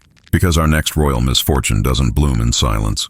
It shatters ceilings, splinters chandeliers, and leaves a court gasping beneath the glitter of glass and song. The gentle hum of bees gives way to a thunder of applause, then the swelling rise of a harpsichord. The air turns heavy with perfume and candle smoke. You're no longer in an English garden, but standing in the Royal Opera House of Versailles, its ceiling painted with gauds, its balconies dripping with gold leaf and envy. The chandeliers above you blaze with hundreds of candles, each flame trembling like a tiny heartbeat. Tonight's guest of honor is King Louis II of Portugal, visiting to enjoy a special performance of Les Indes Galantes. A lover of the arts, music, and grandeur, Louis embodies the European obsession with spectacle, a monarch who preferred orchestras to armies. He sits in the royal box, draped in velvet, a jeweled lorgnette in hand, surrounded by courtiers fanning themselves in rhythm with the overture. The opera begins. Voices soar, violins quiver, and for a while everything feels eternal, perfect. Then from high above, a sound interrupts the harmony. A faint crack, just one, like a sigh from the ceiling. No one notices at first. It's an old theater, and wood expands with the heat. But as the music crescendos, another sound joins, a sharper pop, then the flutter of something falling. Wax drips onto silk gowns. The courtiers murmur. The conductor glances upward, and then, with horrifying grace, one of the massive chandeliers gives way. The chain snaps. Crystal shatters midair, raining shards of light onto the royal box below. Gasps turn to screams. The orchestra stops mid-note. and beneath the chaos lies the king, unmoving, his velvet cloak speckled with candle wax and glass. Historians still argue over the details. Some claim it wasn't Louis II at all, but a noble of his court who took his place when the king left early. Others swear the monarch himself was struck unconscious and died hours later of internal injuries. Contemporary reports describe it politely, a sudden accident during the performance. Whatever the truth, the story spread through Europe faster than any aria. The newspapers whispered that vanity had killed him, that in his insistence on using the heaviest chandeliers in Europe, cast from Venetian crystal, he'd ignored warnings about the weakened ceiling beams. Versailles, in its hunger for beauty, had literally come apart at the seams. You stand now among the wreckage in your mind's eye. Feathers, glass, and music still hang in the air like ghosts of luxury. Servants rush forward with lanterns, their flames reflecting off shattered mirrors and spilled perfume. The scent is dizzying, roses and smoke, the perfume of panic. Someone murmurs a prayer. Someone else, ever practical, begins sweeping broken crystal into a pile. Because even tragedy must be tidied in a palace. There's a strange beauty to the scene, if you can stand far enough away to see it. The chandelier, symbol of perfection, undone by its own brilliance. Every glinting drop that once reflected light now lies dull and harmless on the marble floor. It's as if the room itself decided to remind its audience that art, unchecked, devours its maker. Later, craftsmen would rebuild the opera house, stronger, safer, but never quite as daring. And in some quiet corner of European architecture, a new rule was born. Beauty must obey physics. You glance up, half expecting to see another chandelier above you even now. Its chain sighing softly with the weight of history. It's a strange comfort that somewhere hundreds of candles once burned so brightly they forgot they were mortal. The echoes fade. The stage grows dark, and you follow the music as it drifts into silence. Down the marble halls, past portraits of powdered faces that never age. The sound transforms into something new, the roll of waves, the groan of timbers, and the hiss of wind through canvas sails, because the next royal misadventure won't take place on land at all. It will unfold at sea, beneath storm clouds and pride, when a king's desire for conquest sends him straight into the depths. The velvet of Versailles dissolves into sea spray and thunder. You feel wind lash against your face, salt stinging your lips, the deck beneath your feet pitching like a living creature. The smell of tar, brine, and damp wood fills the air. Somewhere above, a flag snaps in the storm, the royal standard of Sweden, flapping desperately against a blackening sky. You're aboard the Vasa, the pride of King Gustavus Adolphus of Sweden, a ship meant to symbolize the dawn of his empire. The year is 1628, and the young king dreams of glory, of commanding the Baltic, of making Sweden the envy of Europe. The Vasa is his masterpiece, 69 meters long, painted in brilliant colors, with more than 700 carved sculptures, each one proclaiming his might. The king ordered 2 gun decks, more than any Swedish ship before, to intimidate his enemies with both firepower and elegance. And that, as it turns out, was the problem. You can almost hear it, the creak of the timbers, the slap of ropes, the distant roll of thunder. The ship sways gently in the harbor, awaiting her maiden voyage. Crowds line the docks in Stockholm, waving flags and singing hymns. On board, soldiers stand in formation, armor gleaming, while nobles sip wine and boast about the fleet's future victories. Then the royal order comes. Drums beat, sails unfurl. The Vasa glides forward, majestic, impossible, and doomed. A gust catches the mainsail. The ship tilts, steadies, and tilts again. The crowd cheers, thinking it's a dramatic salute. But below deck, sailors shout. Water is pouring in through the gun ports. The vessel's balance, ruined by too much artillery and too little ballast, betrays its beauty. The ship lurches sharply to port, cannons sliding, ropes snapping, and in less than 2 minutes, the pride of the Swedish crown vanishes beneath the waves. It's hard to imagine silence after that sound. The crash of masts, the screams of men, the hiss of water swallowing everything bright and royal. The harbor erupts in chaos. Boats scramble to rescue survivors. On shore, courtiers clutch their cloaks, too stunned to speak. The Vasa, with all her gold leaf and royal crests, sinks just a few hundred meters from where she was launched. Historians still argue whether the king's impatience or his shipbuilder's fear of contradicting him sealed the Voss's fate. The story has become a lesson whispered in leadership seminars centuries later. If the king says, "Make it taller," you nod and pray the wind is merciful. For weeks, divers tried to retrieve the wreck, their primitive air tubes bubbling up from the cold water.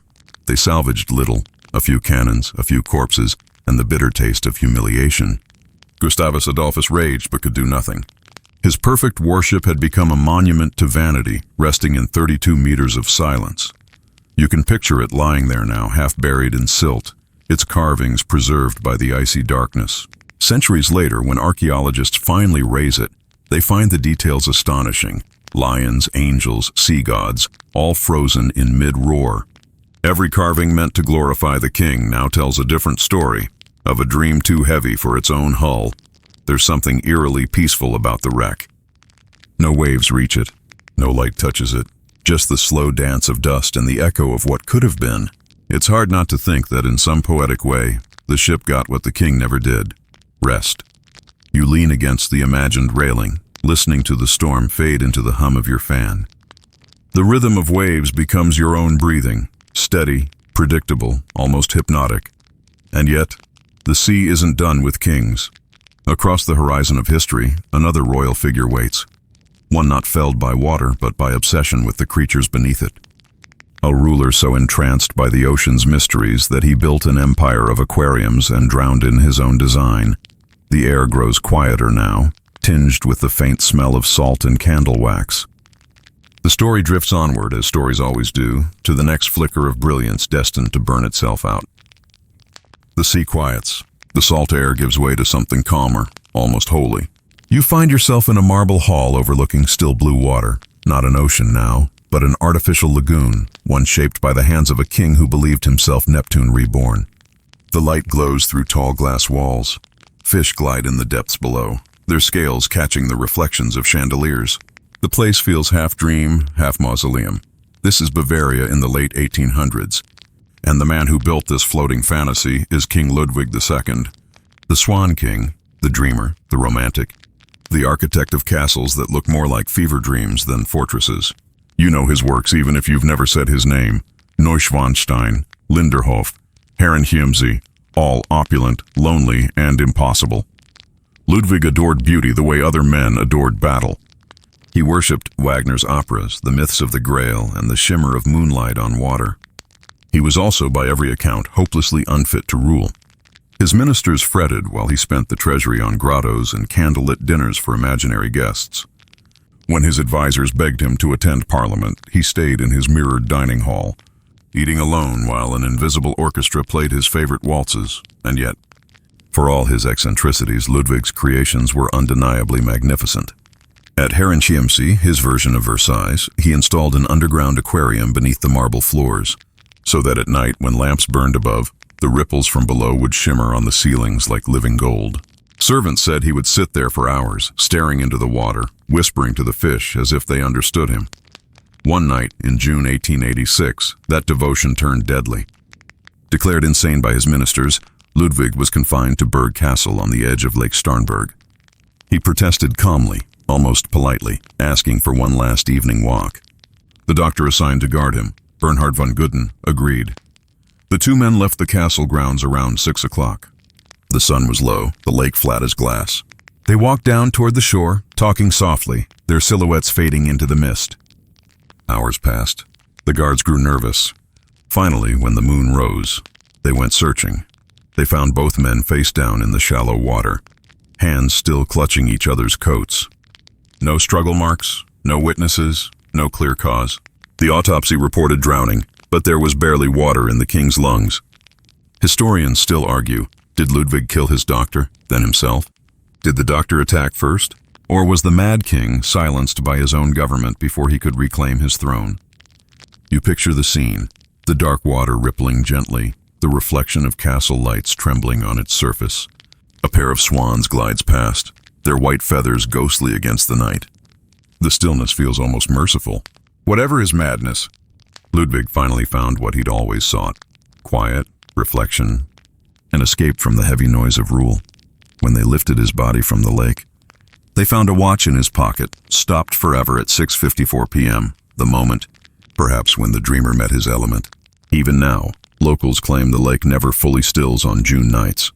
Tiny rings of water form without wind, as if something just beneath the surface keeps moving. You walk along that shore in your mind, the gravel soft beneath your boots. The fan beside you hums like wind through reeds. For a moment you almost believe you can see him. Tall, pale, coat billowing behind him, eyes fixed on the reflection of the moon. He doesn't look like a madman. He looks like a man finally at peace inside the story he built for himself. And yet, like every story in this long twilight of kings, his too fades. The water stills. The ripples vanish. Only the reflection of the stars remains, indifferent, endless, untouchable. You exhale. The sound of lapping water becomes softer, blending into something altogether different. The murmur of prayer, the faint rustle of linen, the smell of incense. Because the next ruler's death will come not from vanity or madness, but from faith itself. So strong it leads him straight into the arms of a miracle he won't survive. The wind over the Bavarian lake fades into a hush of incense and chanting. You're inside a chapel now. Stone walls bathed in candlelight, the air thick with devotion and wax. The smell of lilies mingles with myrrh. Around you, monks sing in low, droning unison, their voices rising and falling like waves. And there, at the front of the nave, kneeling on cold marble, is a king whose faith burns brighter than sense. This is Charles the Beloved of Navarre, a monarch whose piety was legendary, and whose death was so absurd it reads like satire written by angels with a cruel sense of humor. It's the mid-1300s. The Black Death has torn through Europe. Kingdoms stumble, churches preach penance, and kings turn to confession for comfort. Charles, already frail and covered with ulcers, believes his salvation lies in purification. His physicians propose a drastic remedy, wrapping his body in linen soaked with strong spirits, then sewing him tightly inside to sweat out the corruption. You can imagine the scene. Torches flickering along stone corridors, servants carrying basins of brandy, and the king himself shivering in his nightshirt, murmuring prayers. He trusts his healers completely. After all, medicine and miracles share the same language in his world, hope spoken softly in Latin. The ritual begins. They bathe him in warmed spirits until his skin glows red, then wind the linen around him from shoulders to feet. Each layer glistens with brandy. Each stitch tightens like penance. The chamber fills with the sweet, sharp scent of alcohol. When the final seam is drawn, the king sighs, exhausted but serene. "Leave me to rest," he says. "God will purge the rot." What happens next is one of history's most terrible coincidences.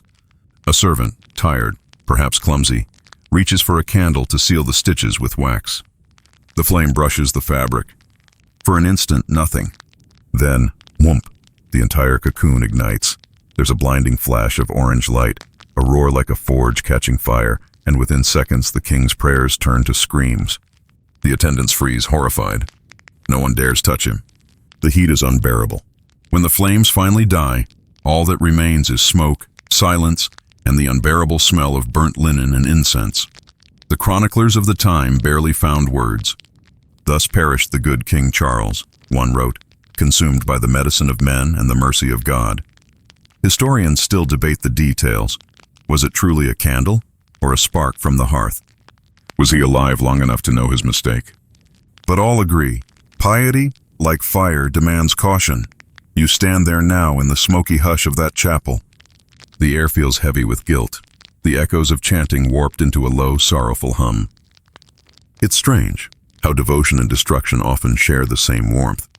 The servants eventually rebuilt the chamber, scrubbing away soot and shame, but they never again kept open flames near the royal quarters. Some whispered that the smell of brandy never left the stones. You glance at the altar, its gold leaf dimmed by centuries of dust. A single candle flickers, small and safe, as if humbled by the story it remembers. There's a lesson hidden in the smoke. Excess, even in virtue, burns. Kings who sought glory died by vanity. Kings who sought purity met the same end. The difference is only perfume. Outside, dawn filters through stained glass, tinting the world in rose and amber. You take a breath and the scent of your own room, faint soap, cool air, electric hum, feels like sanctuary. The fan whirs softly. almost like the echo of those monastic chants, steady and forgiving. Somewhere in the distance a bell tolls, a slow, measured sound, and from its rhythm rises the faint clip-clop of hooves, the jingle of harnesses, the roll of wheels on cobblestone. The next royal tragedy won't take place in a chapel or on a throne, but on the road itself, a monarch too eager to outrun fate, traveling faster than his age was ready for.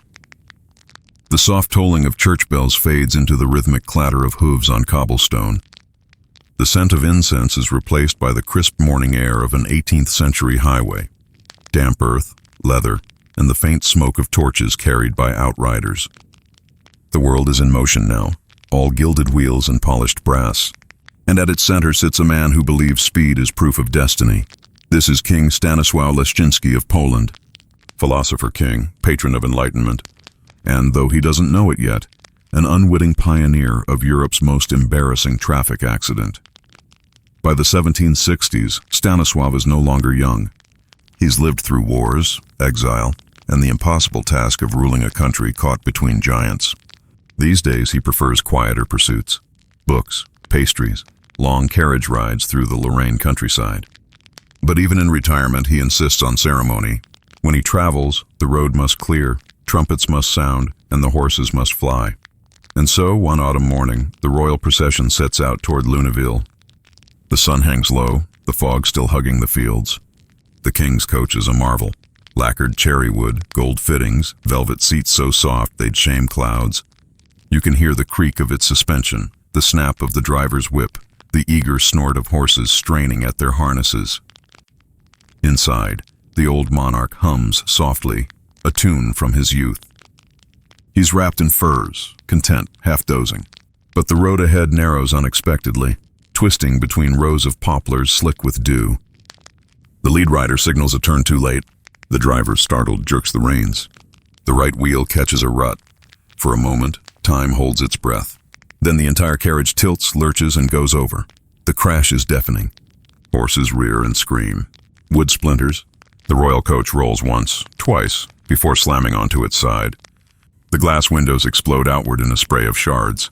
When the dust settles, attendants scramble toward the wreckage. The king is alive, miraculously, but badly burned.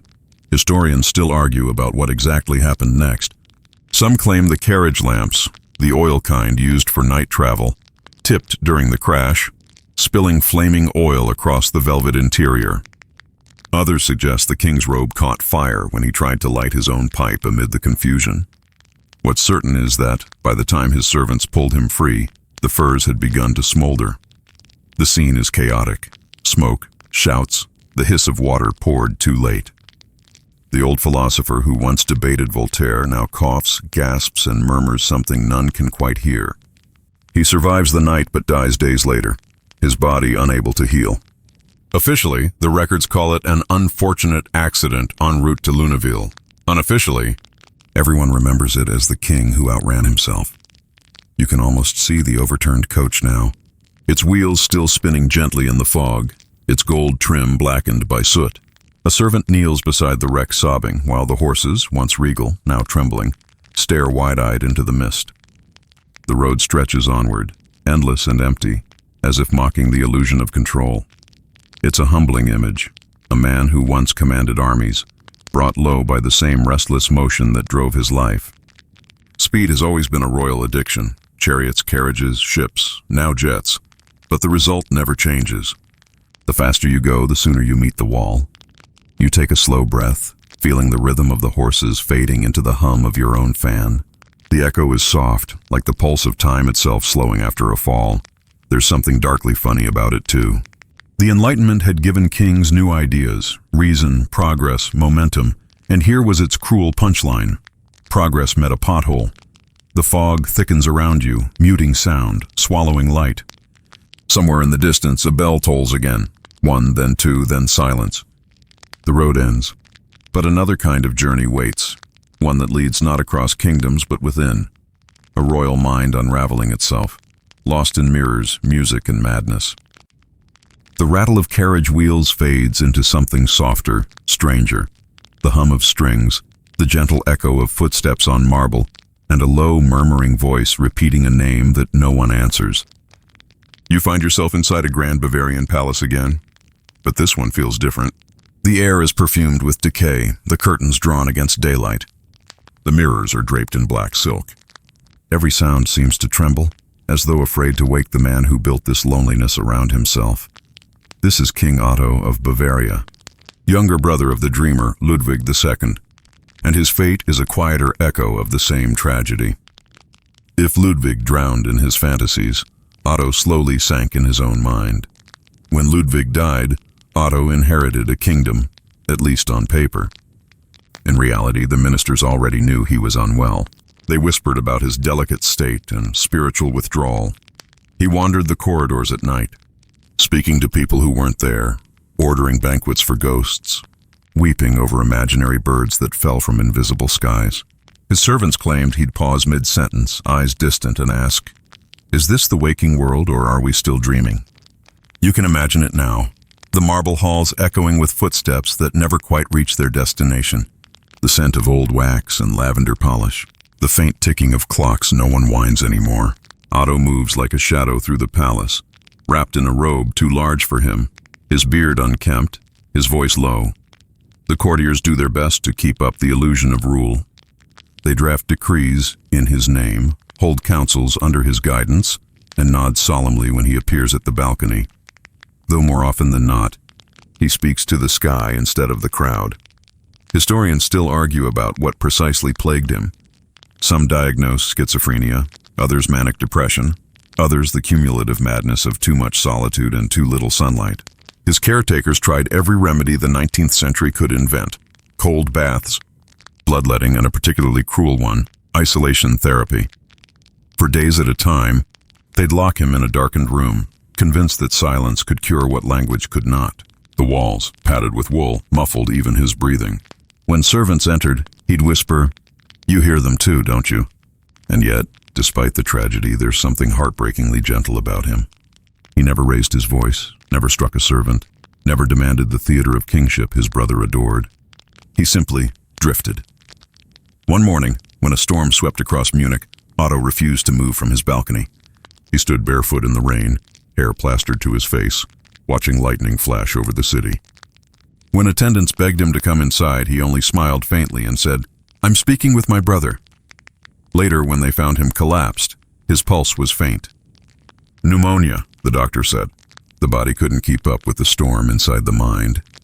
He lingered for days, fading slowly like a candle burning in an empty room. In his final moments, he reportedly whispered a single phrase, something between a sigh and a prayer. At last it's quiet. The stillness that follows is palpable. You stand there now, the rain tapping softly against the draped windows. The mirrors remain covered, their black cloth fluttering like shadows that refuse to leave.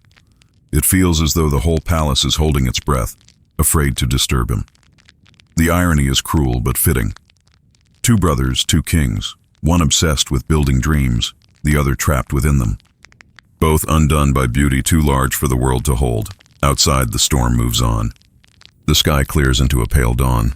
You can almost hear birds again, tentative, cautious, as if asking permission to return. You take a deep breath. The air feels cool and damp, the hum of your fan like the whisper of that fading storm. And as the light spreads through the room, history itself seems to exhale, shifting from sorrow to absurdity once again. Because the next royal misfortune won't come wrapped in melancholy. It'll arrive in the form of a dinner gone horribly, hilariously wrong, one that proves even emperors can be betrayed by their own appetites. The gray morning over Munich warms into candlelight once again, flickering, golden, and far too close to danger.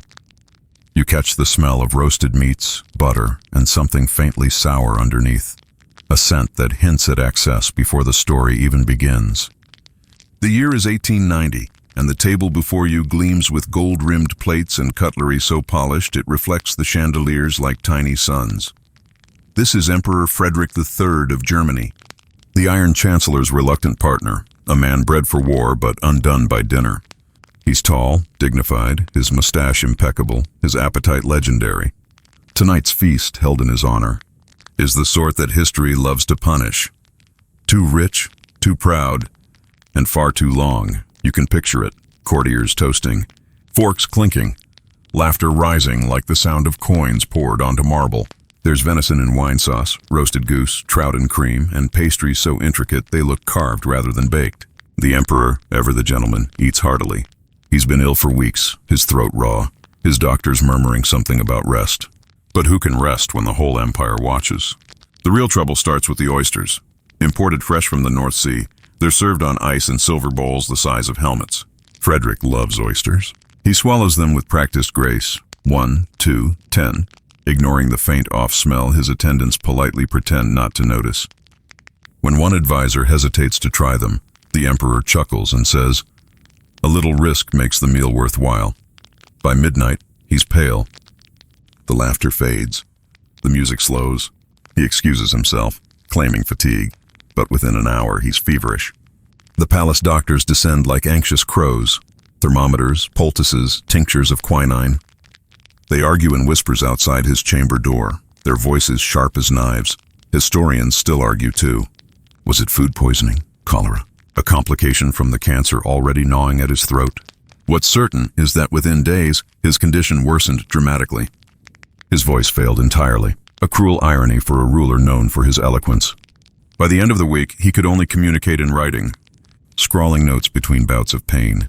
You imagine him sitting upright in bed, clutching a quill, the ink trembling where his hands no longer obey. Around him, advisors whisper of succession, of the crown passing to his son, a brash young man named Wilhelm, whose shadow already looms large over Europe. The irony is sharp enough to taste. An empire that would soon march toward world war begins its next chapter because a single man couldn't resist a questionable oyster. In his final days, Frederick tried to stay gracious. When a doctor begged him to rest, he wrote a note that simply read, "Rest is a luxury for those with time." He died not long after, his last breath quiet, almost polite. The court buried him with solemn ceremony, the air heavy with regret, and perhaps the faintest whiff of salt water. You stand by the banquet table in your mind, the candles now burned low. The plates gleam untouched. The oysters, emptied of life, rest like shells of vanity and fate. Somewhere in the darkness you can almost hear the emperor's dry chuckle. A little risk makes the meal worthwhile. The room falls silent. You take a slow breath. The hum of your fan feels like the rhythm of your own heartbeat, steady, grounding, safe. It's strange, isn't it, how history keeps returning to the same table. The feast, the pride, the fatal bite. Kings and queens, emperors and dreamers, they all sit down believing they control what's on the plate. But in the end, the plate always decides. As the last candle flickers, you hear another kind of sound, not laughter or music this time, but a soft, rhythmic squeak, like a wheel turning somewhere down a long marble corridor. It's the sound of invention, of progress, the machine age warming up, promising a better tomorrow. But for one royal visionary, that promise will prove as deadly as any poisoned meal. The glow of candlelight fades into the sharp glimmer of metal. The air smells of oil, varnish, and ozone. The scent of the future as imagined in the early 1900s. You stand in a marble courtyard where an engine hums beneath a silk canopy, its rhythmic sputter drawing gasps from onlookers in fine coats and lace gloves. Here stands King Alexander of Serbia, smiling with that particular brand of royal optimism that never survives long around new machines. It's 1903, and Europe is giddy with invention. Steam, electricity, the automobile. Everything seems to promise speed and mastery over the old world. Alexander, young and eager to modernize his kingdom, is determined to be part of it. He's a man of contradictions, a romantic who married for love instead of politics, and a reformer obsessed with mechanical novelties. His favorite pastime, to the horror of his ministers, is personally testing his engineers' latest creations. Today, he's testing one himself, a prototype motor carriage imported from France. It's a sleek contraption, 4 wheels, brass fittings, and a steering lever instead of a wheel. The air buzzes with tension as servants step back and the king takes his seat. His wife, Queen Draga, watches nervously from a balcony, her white parasol trembling ever so slightly. You can almost see it. The king grinning, his uniform gleaming in the sunlight, his gloved hands wrapped around the lever. The mechanic bows and mutters, "Your Majesty, perhaps half speed," but Alexander waves him off. "A king," he declares, "should never move slowly." The engine coughs once, twice, then roars to life. The crowd cheers. The carriage lurches forward, wobbling as it picks up speed. For a brief moment, it's glorious. The perfect image of progress. Monarchy and machine, hand in hand. Then, as with so many royal experiments, progress bites back. The motor sputters. A wheel catches a loose cobblestone. The carriage jerks violently to one side. Alexander tries to steer, but the primitive controls lock. The vehicle swerves straight into a marble fountain. There's a sickening crunch of metal and bone, followed by the hiss of boiling water meeting red-hot machinery. The crowd rushes forward, shouting. Servants pull him from the wreck, drenched and unconscious. His uniform is shredded. His crown lies somewhere at the bottom of the fountain. Within minutes, it's clear. He's gone. The inventor kneels beside him, trembling, muttering that it was an accident of progress. Historians still debate the cause: mechanical failure, operator error, sabotage. Some even whisper that it wasn't an accident at all, that conspirators in his own army tampered with the vehicle as revenge for his unpopular marriage. Whatever the truth, the result is the same. The first monarch to die by automobile, killed not by politics or poison, but by his own fascination with the future. The symbolism is almost cruel in its neatness. The king who refused to slow down brought his dynasty to a standstill. Within months, his enemies staged a coup, and the royal line was wiped away in a single bloody night. You stand in the silence that follows, the faint smell of oil and water still hanging in the air. The fountain's trickle sounds almost like laughter, or perhaps applause for history's most absurd sense of timing. The brass of the wreck glints faintly in the sun, already cooling, already forgotten. It's strange how quickly innovation turns into obituary. Every new invention begins as a promise and ends as a cautionary tale. For kings, the margin between them is even thinner. You step closer to the fountain, watching sunlight scatter through the rippling surface. The water's calm again, but beneath it lie fragments of glass, metal, and ambition, the detritus of progress. Somewhere in the distance, a new sound begins to rise. Music, soft, mournful, but elegant. A waltz played on an old gramophone, its melody warped but still sweet. Because the next royal death will come not from speed or spectacle, but from something deceptively gentle. A dance, a misstep, and the cruel truth that even grace can betray you. The hiss of the motor fades, replaced by the soft, lilting hum of a gramophone. The world spins slower now, steady and refined. You're in a ballroom of polished marble and mirrored walls, the air perfumed with lilac and champagne. Chandeliers shimmer above, their light reflected 1,000-fold across polished glass.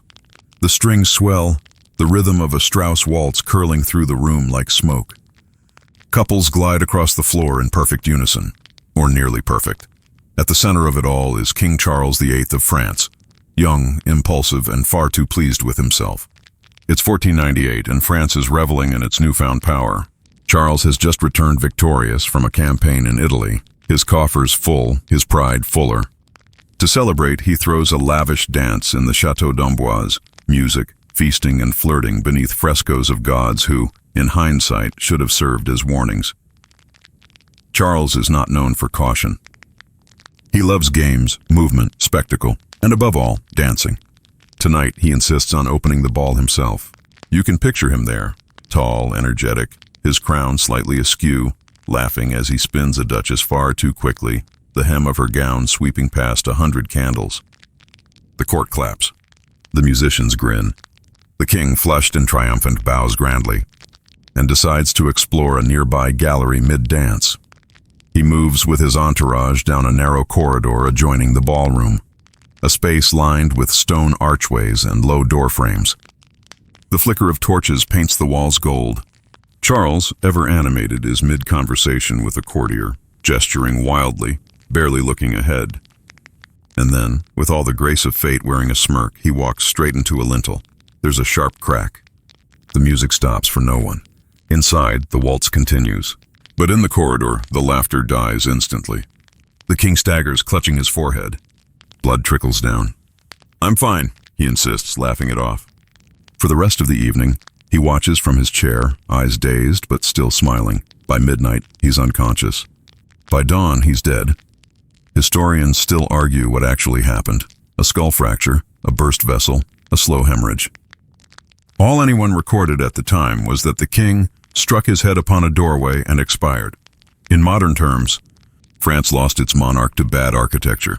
You can almost hear the uncomfortable silence that must have followed. The court physicians huddling in whispers, courtiers pretending not to glance at the doorway every time they passed.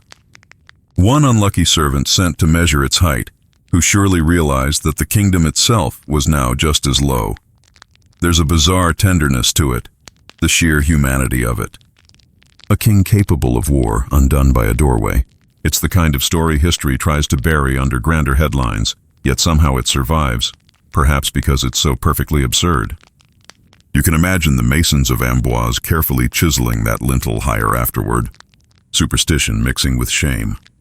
The waltz still plays softly in your imagination, its rhythm slower now, as if it too were mourning. The mirrored walls reflect the scene endlessly, dancers moving in ghostly loops, forever repeating steps that once led to a fatal misstep. You take a slow breath. The hum of your fan feels almost like the rotation of the dance, the steady circular rhythm of lives repeating mistakes dressed in elegance. It's soothing and a little sad. It's also strangely universal. Every age builds its own low doorway, some small, overlooked hazard waiting to humble even the grandest of us. The ballroom fades. The air cools. Somewhere in the distance a trumpet sounds, solemn, measured. The scene shifts from marble to mud, from silk to steel. Because our next royal end won't come from waltzes or walls, but from the oldest companion of kings, the battlefield, where courage, confusion, and irony march side by side. The violins dissolve into the low drone of wind across an open plain. The scent of lilac and perfume fades, replaced by smoke, iron, and the sharp tang of blood. You're standing now on a battlefield, gray sky, muddy earth, banners half torn and snapping in the cold. The ground trembles under hooves. Somewhere a cannon thunders. This is history stripped bare, the stage where kings trade crowns for chaos. In the center of this grim panorama rides King Albert of Sweden, one of those rulers who believed battle was the only honest conversation between men. It's the mid-1300s again, armor clanking, banners fluttering, the age of chivalry's last breath. Albert is in his 60s but still insists on leading from the front. His advisors beg him to stay behind the lines. He refuses. A king's place, he says, is where the arrows fall. It's one of those declarations that sound glorious in the moment and idiotic 10 minutes later. You can almost see him now. Mail glinting beneath the blue. Surcoat embroidered with golden crowns, his horse restless beneath him. The morning mist clings low to the ground, and through it he spots the Danish troops advancing, a sea of spears and shouting men. The two armies crash together like waves hitting rock. For hours, the field is nothing but noise, steel on steel, screams swallowed by wind, the strange, wet percussion of history in motion. Albert fights like a man possessed. He breaks through one line, then another, swinging his sword until his arm feels carved from wood. And then, in the chaos, something shifts.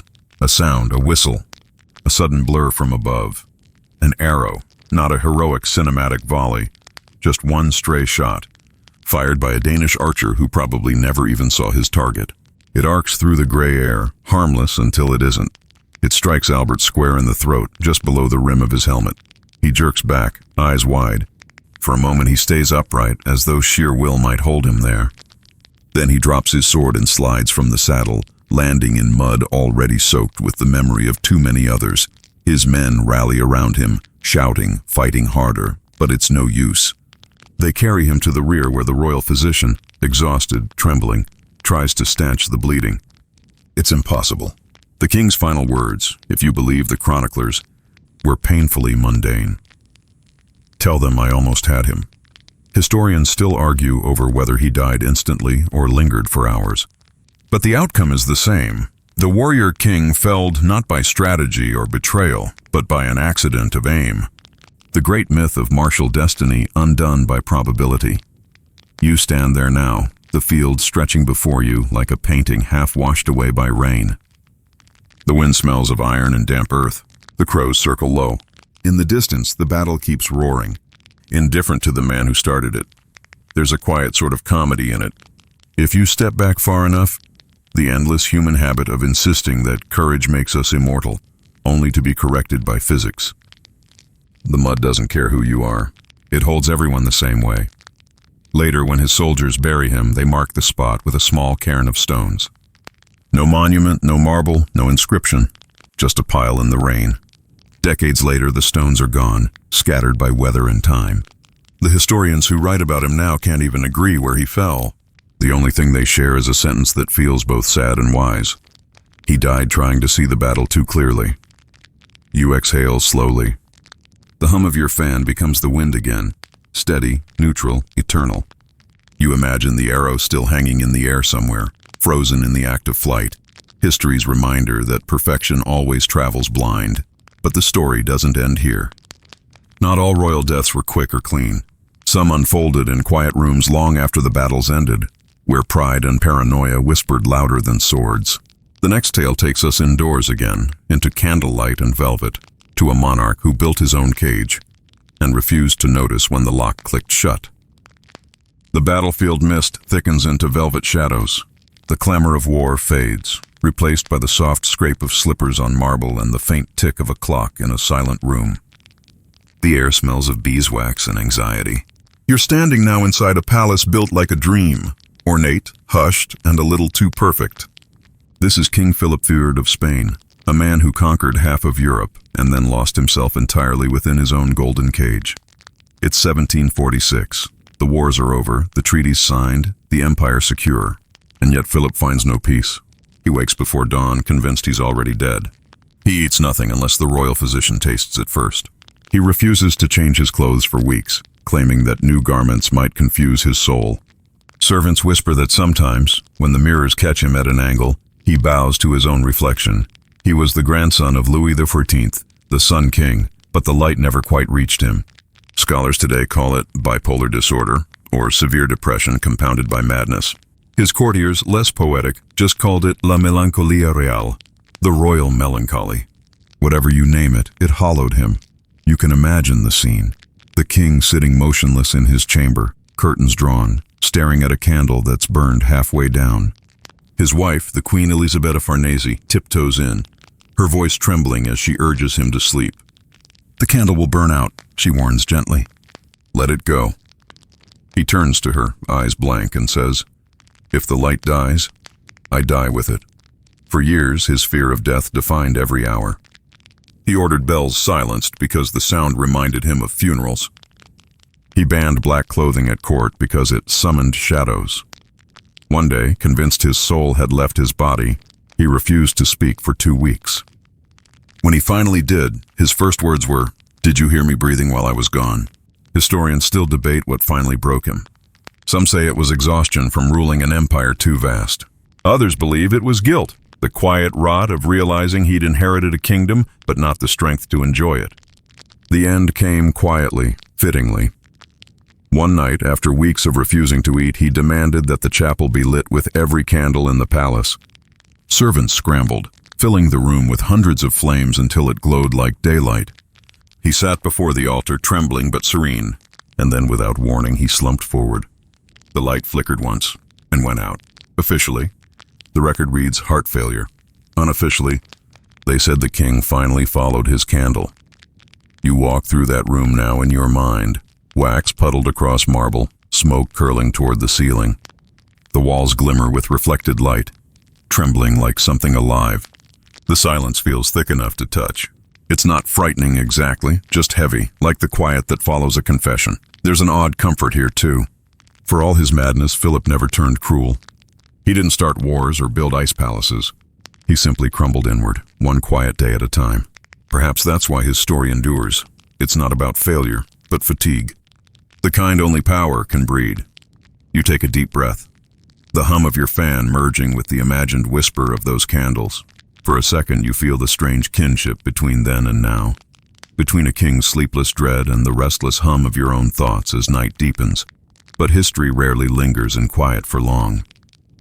Beyond these flickering walls, another court waits, louder, stranger, and much less forgiving. Our next ruler will die not from melancholy or misstep, but from laughter itself, undone by a joke so good it literally stopped his heart. The candles gutter and vanish, replaced by the cheerful crackle of a fireplace. You hear laughter, not the cruel kind, but the warm, rolling laughter of a crowded room. The scent of roasted chestnuts, tobacco, and wine fills the air. You're in Denmark now, in the mid-1500s, at the court of King Eric IX, a man who believed that humor was the highest form of diplomacy. Tonight, it will also be his undoing. It's a winter feast, one of those long northern evenings when everyone drinks too much mead and tells too many stories. The table's grown with roasted duck, bowls of pickled herring, and slabs of cheese glistening with honey. The king sits at the head, flushed and happy, surrounded by nobles and poets. He's already halfway through his fourth goblet, cheeks rosy, eyes bright. Eric was known as the Laughing King. He had a booming voice and a fondness for mischief. Once he disguised himself as a farmer just to sneak into a local fair and argue about turnip prices. Tonight, though, he's the center of the party, clapping his hands for silence as the royal jester steps forward. The jester, a wiry man in motley named Klaus, bows low and begins his tale, a long, ridiculous story about a bishop, a goat, and an unfortunate misunderstanding involving a frozen fish. It's a rambling, harmless joke until the punchline lands. The room erupts in laughter, and the king, he can't stop. At first it's charming. His laughter booms, echoing off the vaulted ceiling. Servants grin. Courtiers chuckle nervously. But then it goes on, and on. His face reddens. His eyes water. He tries to catch his breath, but fails. He clutches the table, gasping between wheezes of laughter. The jester hesitates, smile fading. Someone shouts for water. Another for the physician. The king doubles over, laughter dissolving into choking. It's both absurd and horrifying, a man so full of joy that it quite literally kills him. When they finally reach him, his head rests on the table beside a half-eaten apple tart. His last sound, one final helpless giggle, the court falls silent. The jester collapses to his knees, whispering, "I only meant to make him smile." Historians still debate the details, and was it a stroke? A heart attack? A burst vessel from strain? Whatever the cause, one record notes grimly, he died laughing, and none dared laugh again. In the days that followed, superstition spread like frost. People whispered that the king's ghost haunted any room where laughter rang too loud. Banquets grew somber. Even the jesters began bowing instead of joking, terrified that joy itself had become contagious and fatal. You can almost feel that eerie quiet now. The fire still crackles, but the warmth has turned cautious. Every breath feels like it might offend someone. The very thing that made life bearable, humor, has become a taboo, and yet there's a strange beauty in it too. To leave the world mid-laughter, not in fury or fear, but joy, is almost enviable. You imagine him somewhere beyond history now, still chuckling at a punchline that never quite ends. You take a breath, smiling faintly despite yourself. The hum of your fan sounds like a gentle sigh of relief, like the world itself exhaling after a long joke. But history, of course, isn't done teasing us. From laughter, we move to literature, to a queen whose obsession with eternal youth led to one of the most embarrassing royal deaths ever recorded. It involves perfume, poetry, and a tragic misunderstanding of chemistry. So stay very still, breathe slow, and step into the perfumed haze of Queen Isabella of Castile's final folly. The echo of laughter fades into a faint floral mist. You inhale, something sweet, powdery, and faintly metallic, like roses steeped in mercury. The world shifts again. Candlelight dances across mirrors, silk curtains shimmer, and gold perfume bottles glint from a vanity cluttered with more glass than scents. You're in Spain, the late 1400s, standing in the private chambers of Queen Isabella of Castile, the same queen who financed Columbus, unified a kingdom, and in the end fell victim to her own pursuit of grace. Isabella is not young anymore. She's powerful, wise, admired across Europe, but she's also vain, as most monarchs are. Her portraits must show her radiant, untouched by age. Court painters oblige, but mirrors don't lie, and in them, she sees time creeping across her face like a thief. Enter the alchemist. His name, long forgotten, survives in rumor, a clever fraud who promised the queen eternal youth in a bottle. He called it eau d'éternité, the water of eternity, a mixture of distilled rose, amber, and something he refused to name. It renews from within, he claimed, bowing deeply. The queen was enchanted. She ordered it prepared daily, insisting it be dabbed behind her ears, across her temples, even inhaled lightly through a perfumed cloth each morning. The scent filled the palace, delicate, intoxicating. Courtiers swooned. Ambassadors wrote home about the fragrance of heaven that clung to the queen's chambers, and for a few weeks it seemed to work. Her complexion brightened, her spirits lifted. She began appearing in public more often, confident and glowing. But then came the headaches, sharp, sudden, and frequent. Her appetite waned. Her hands began to tremble. Servants noticed the queen's once steady handwriting devolve into a wavering scrawl. Historians still argue over what was truly in that bottle. Some say mercury. Others claim lead or arsenic, all common ingredients in cosmetics of the time. Whatever it was, it worked its poison slowly and beautifully. You can picture it now. Isabella sitting at her vanity, surrounded by mirrors and vials. She raises a crystal stopper, inhales the scent, and smiles faintly. "The fragrance of heaven," she whispers. She doesn't notice her reflection sway. Her pupils dilate, her pulse flutter weakly in her throat. By the time her physicians intervene, it's too late. They try purges, leeches, antidotes made of crushed pearls and vinegar. None of it matters. On her final day, she asks to be surrounded by her favorite roses. Ironic, considering the same oil from those petals helped end her life. When she dies, the room still smells exquisite. Her attendants seal the chamber for days, unable to bear the mix of grief and perfume. Chroniclers note that when they finally entered, the scent of death and beauty were indistinguishable. You almost believe that centuries later, the air there would still hum faintly with that fatal sweetness.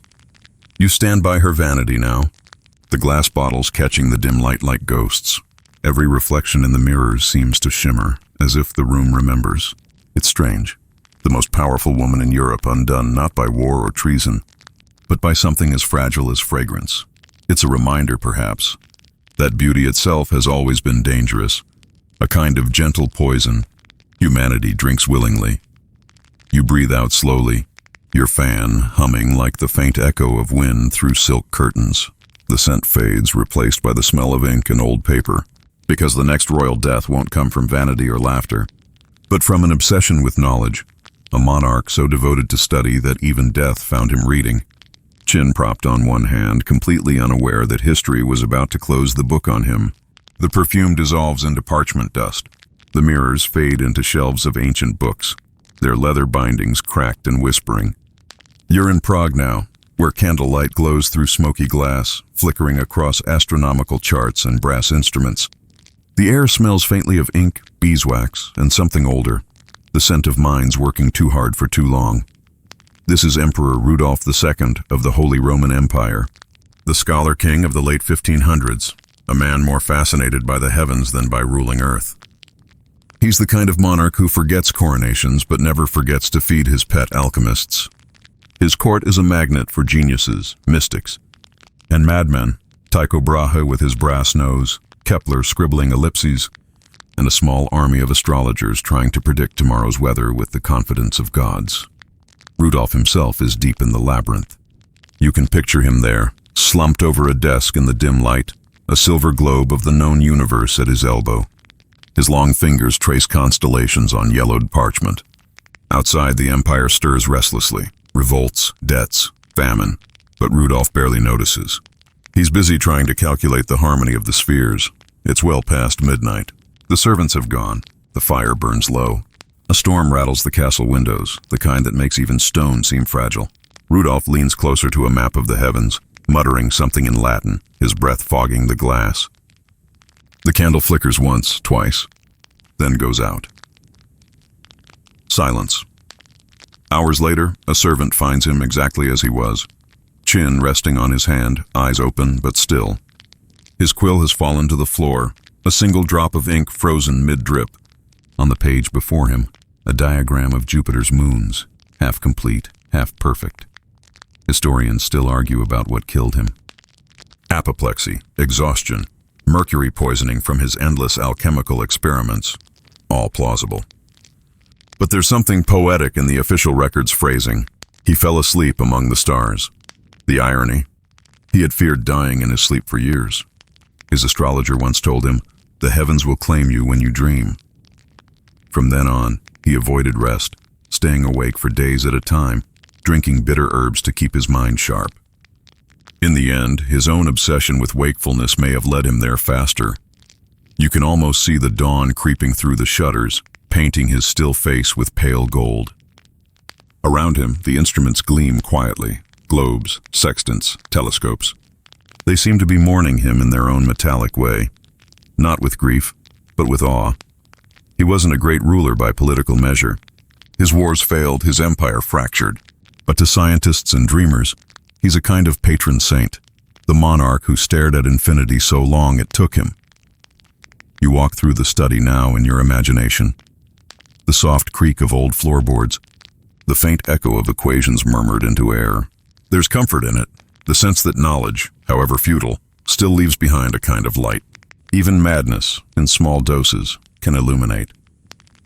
A faint whisper of wind brushes through the room, flipping a page open, as if the emperor himself still can't resist peeking at what comes next. And what comes next? The end of an empire, yes, but also the beginning of something stranger. A royal demise wrapped not in ink or blood, but in bureaucracy.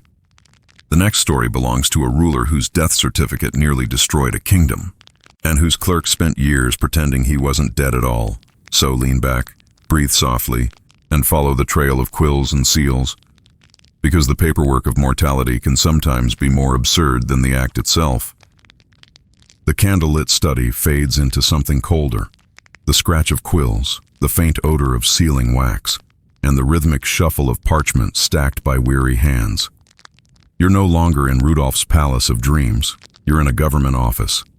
Long tables stretch into infinity, covered in ledgers, stamps, and inkpots.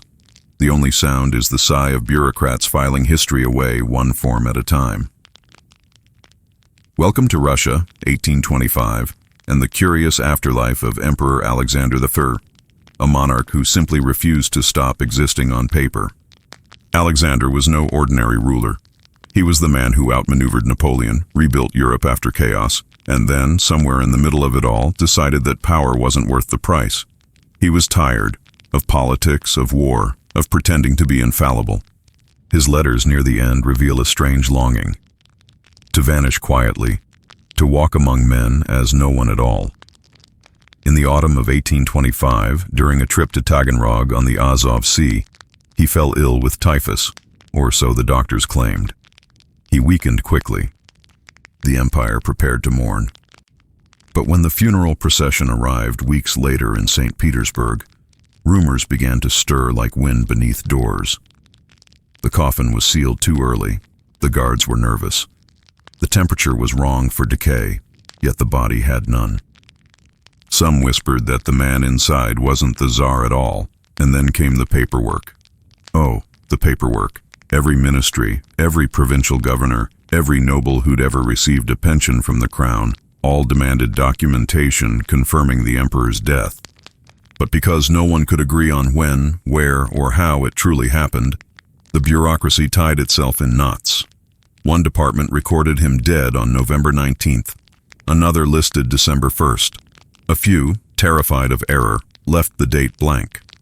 For nearly a year, official letters continued to address him as His Imperial Majesty. Foreign diplomats sent condolences and, in the same envelope, requests for his signature. Somewhere in Warsaw, a clerk actually stamped a new decree bearing his name, 3 months after his supposed burial. Historians still argue about what really happened. The official line says typhus.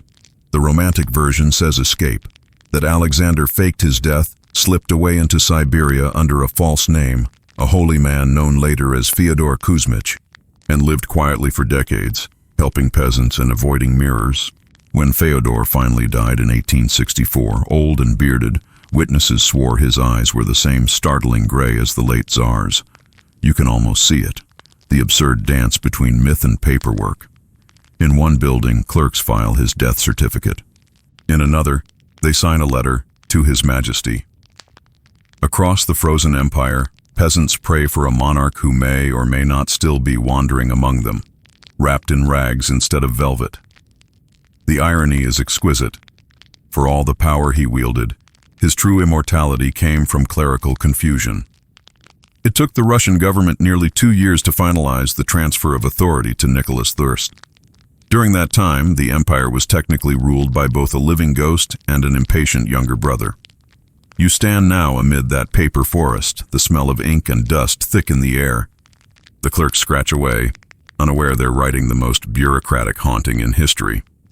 A candle flickers, and for a split second, you could swear you see a tall, hooded man standing by the door, watching, quietly amused. Then he's gone. It's peaceful here in its own way. No blood, no poison, no drama, just ink and human stubbornness, the kind of immortality only bureaucracy can grant. You let out a small laugh, the kind you make when something is both ridiculous and true.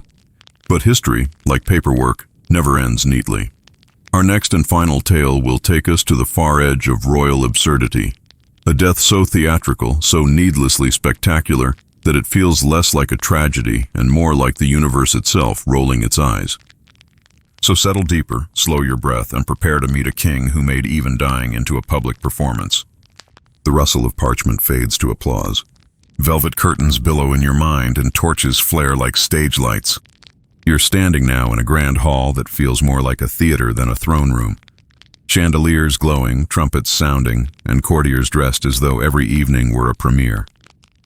Because for King Adolf Frederick of Sweden, the 18th century monarch nicknamed the Dinner King, life was a performance. And tragically, or comically, so was his death. It's 1771, a frigid February evening in Stockholm. Snow drifts outside the palace windows like falling lace. Inside, the king prepares for what he proudly calls his perfect meal.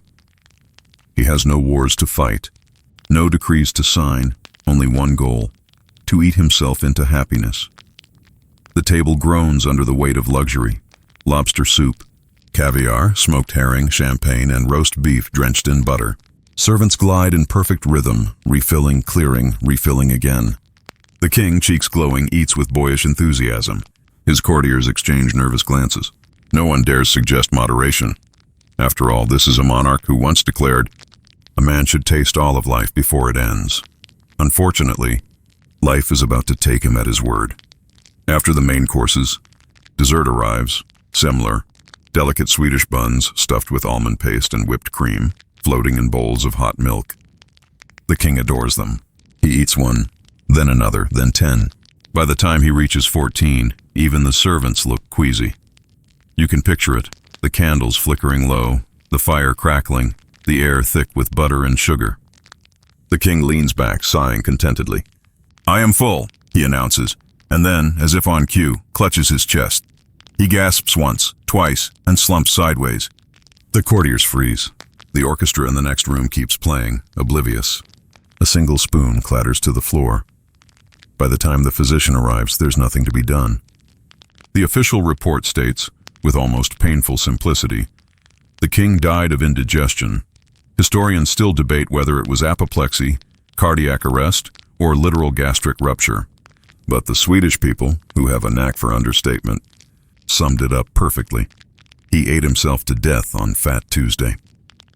You can almost hear the embarrassed silence that must have filled the hall afterward. A feast-turned funeral, the smell of cream and almonds lingering like irony. Servants quietly clearing plates from a table now draped in mourning cloth. Somewhere a forgotten semla grows cold. It's a ridiculous ending, but somehow fitting. Adolf Frederick had always treated life as a grand banquet, each pleasure meant to be savored, consequences be damned. If kings must have epitaphs, his could read, "He lived sweetly and died sweeter." There's something oddly comforting about it, too. No conspiracies, no curses, no daggers in the dark. Just a man who loved dessert a little too much. You can almost smile at that. The laughter fades softly, leaving only the ticking of an invisible clock.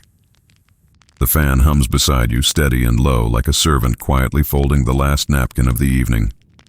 And now, dear listener, we arrive at the end. The final scene. The curtains fall. One last story to carry you into sleep. Not about death at all, but about what follows when history finally exhales. The peace that even kings can't avoid forever. The applause fades. The chandeliers dim. The long royal banquet of history is over, and what remains is silence. the kind that feels alive, like the world holding its breath. You're standing once again in the quiet corridor that runs through all of these stories. Marble cool underfoot, torches flickering low, portraits watching from their gilded frames. The faces are familiar now. Kings, queens, emperors, fools, each one caught mid-expression, half aware that the next breath would make them a legend or a punchline. It's strange, isn't it? How quickly the grand becomes ordinary once you've seen enough of it. After 20-odd centuries of crowns and catastrophes, you realize that royalty has always been the same species as the rest of us. Just people with bigger hats and worse luck. They slip on stairs, choke on oysters, laugh too hard at the wrong joke. Their palaces were beautiful, but they leaked. Their crowns glittered, but they pinched. You walk slowly down the corridor, passing faint echoes of the lives you visited. There's Frederick still frowning at his oysters, Charles dancing too close to the doorway, Isabella surrounded by her fatal perfumes. Somewhere farther back, the laughter of the Danish court still rattles the silver. Each sound fades like a heartbeat easing toward rest. At the corridor's end stands a small wooden door, plain, unadorned, the kind servants once used. You push it open.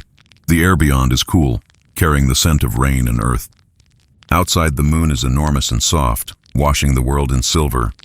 No trumpets, no guards, no ceremony. Just wind, water, and the kind of quiet that even kings could never command. You sit for a moment on the stone step, listening. The fan by your bed hums in harmony with the memory of that wind, the steady rhythm of a world that outlives every name carved into it. The stars above are the same ones Rudolph drew, the same that watched Alexander vanish into rumor. History never really ends. It just drifts into sleep, waiting for someone else to remember. Your eyes grow heavy now. The past recedes like a tide, leaving only the calm sea of the present. Each breath slows a little more. The stories settle into silence, gentle, amused, forgiving. If there's a moral here, it's a quiet one, that all the noise, ambition, and elegance of kings dissolve into the same stillness you feel right now, that even the most embarrassing death becomes, in time, just another way to rest. The wind hushes. The candle goes out. The night leans close. Sleep well, traveler. Now let the sounds around you soften. The hum of your fan becomes the slow breath of an old world drifting away. The room feels lighter, the air cooler, as though the weight of centuries has finally exhaled. You've walked through palaces and deserts, crossed battlefields and ballrooms, and found that every road, no matter how grand, leads to quiet. You can feel your shoulders loosen. The pulse in your hand slows. The last bits of story melt into something warm and drowsy.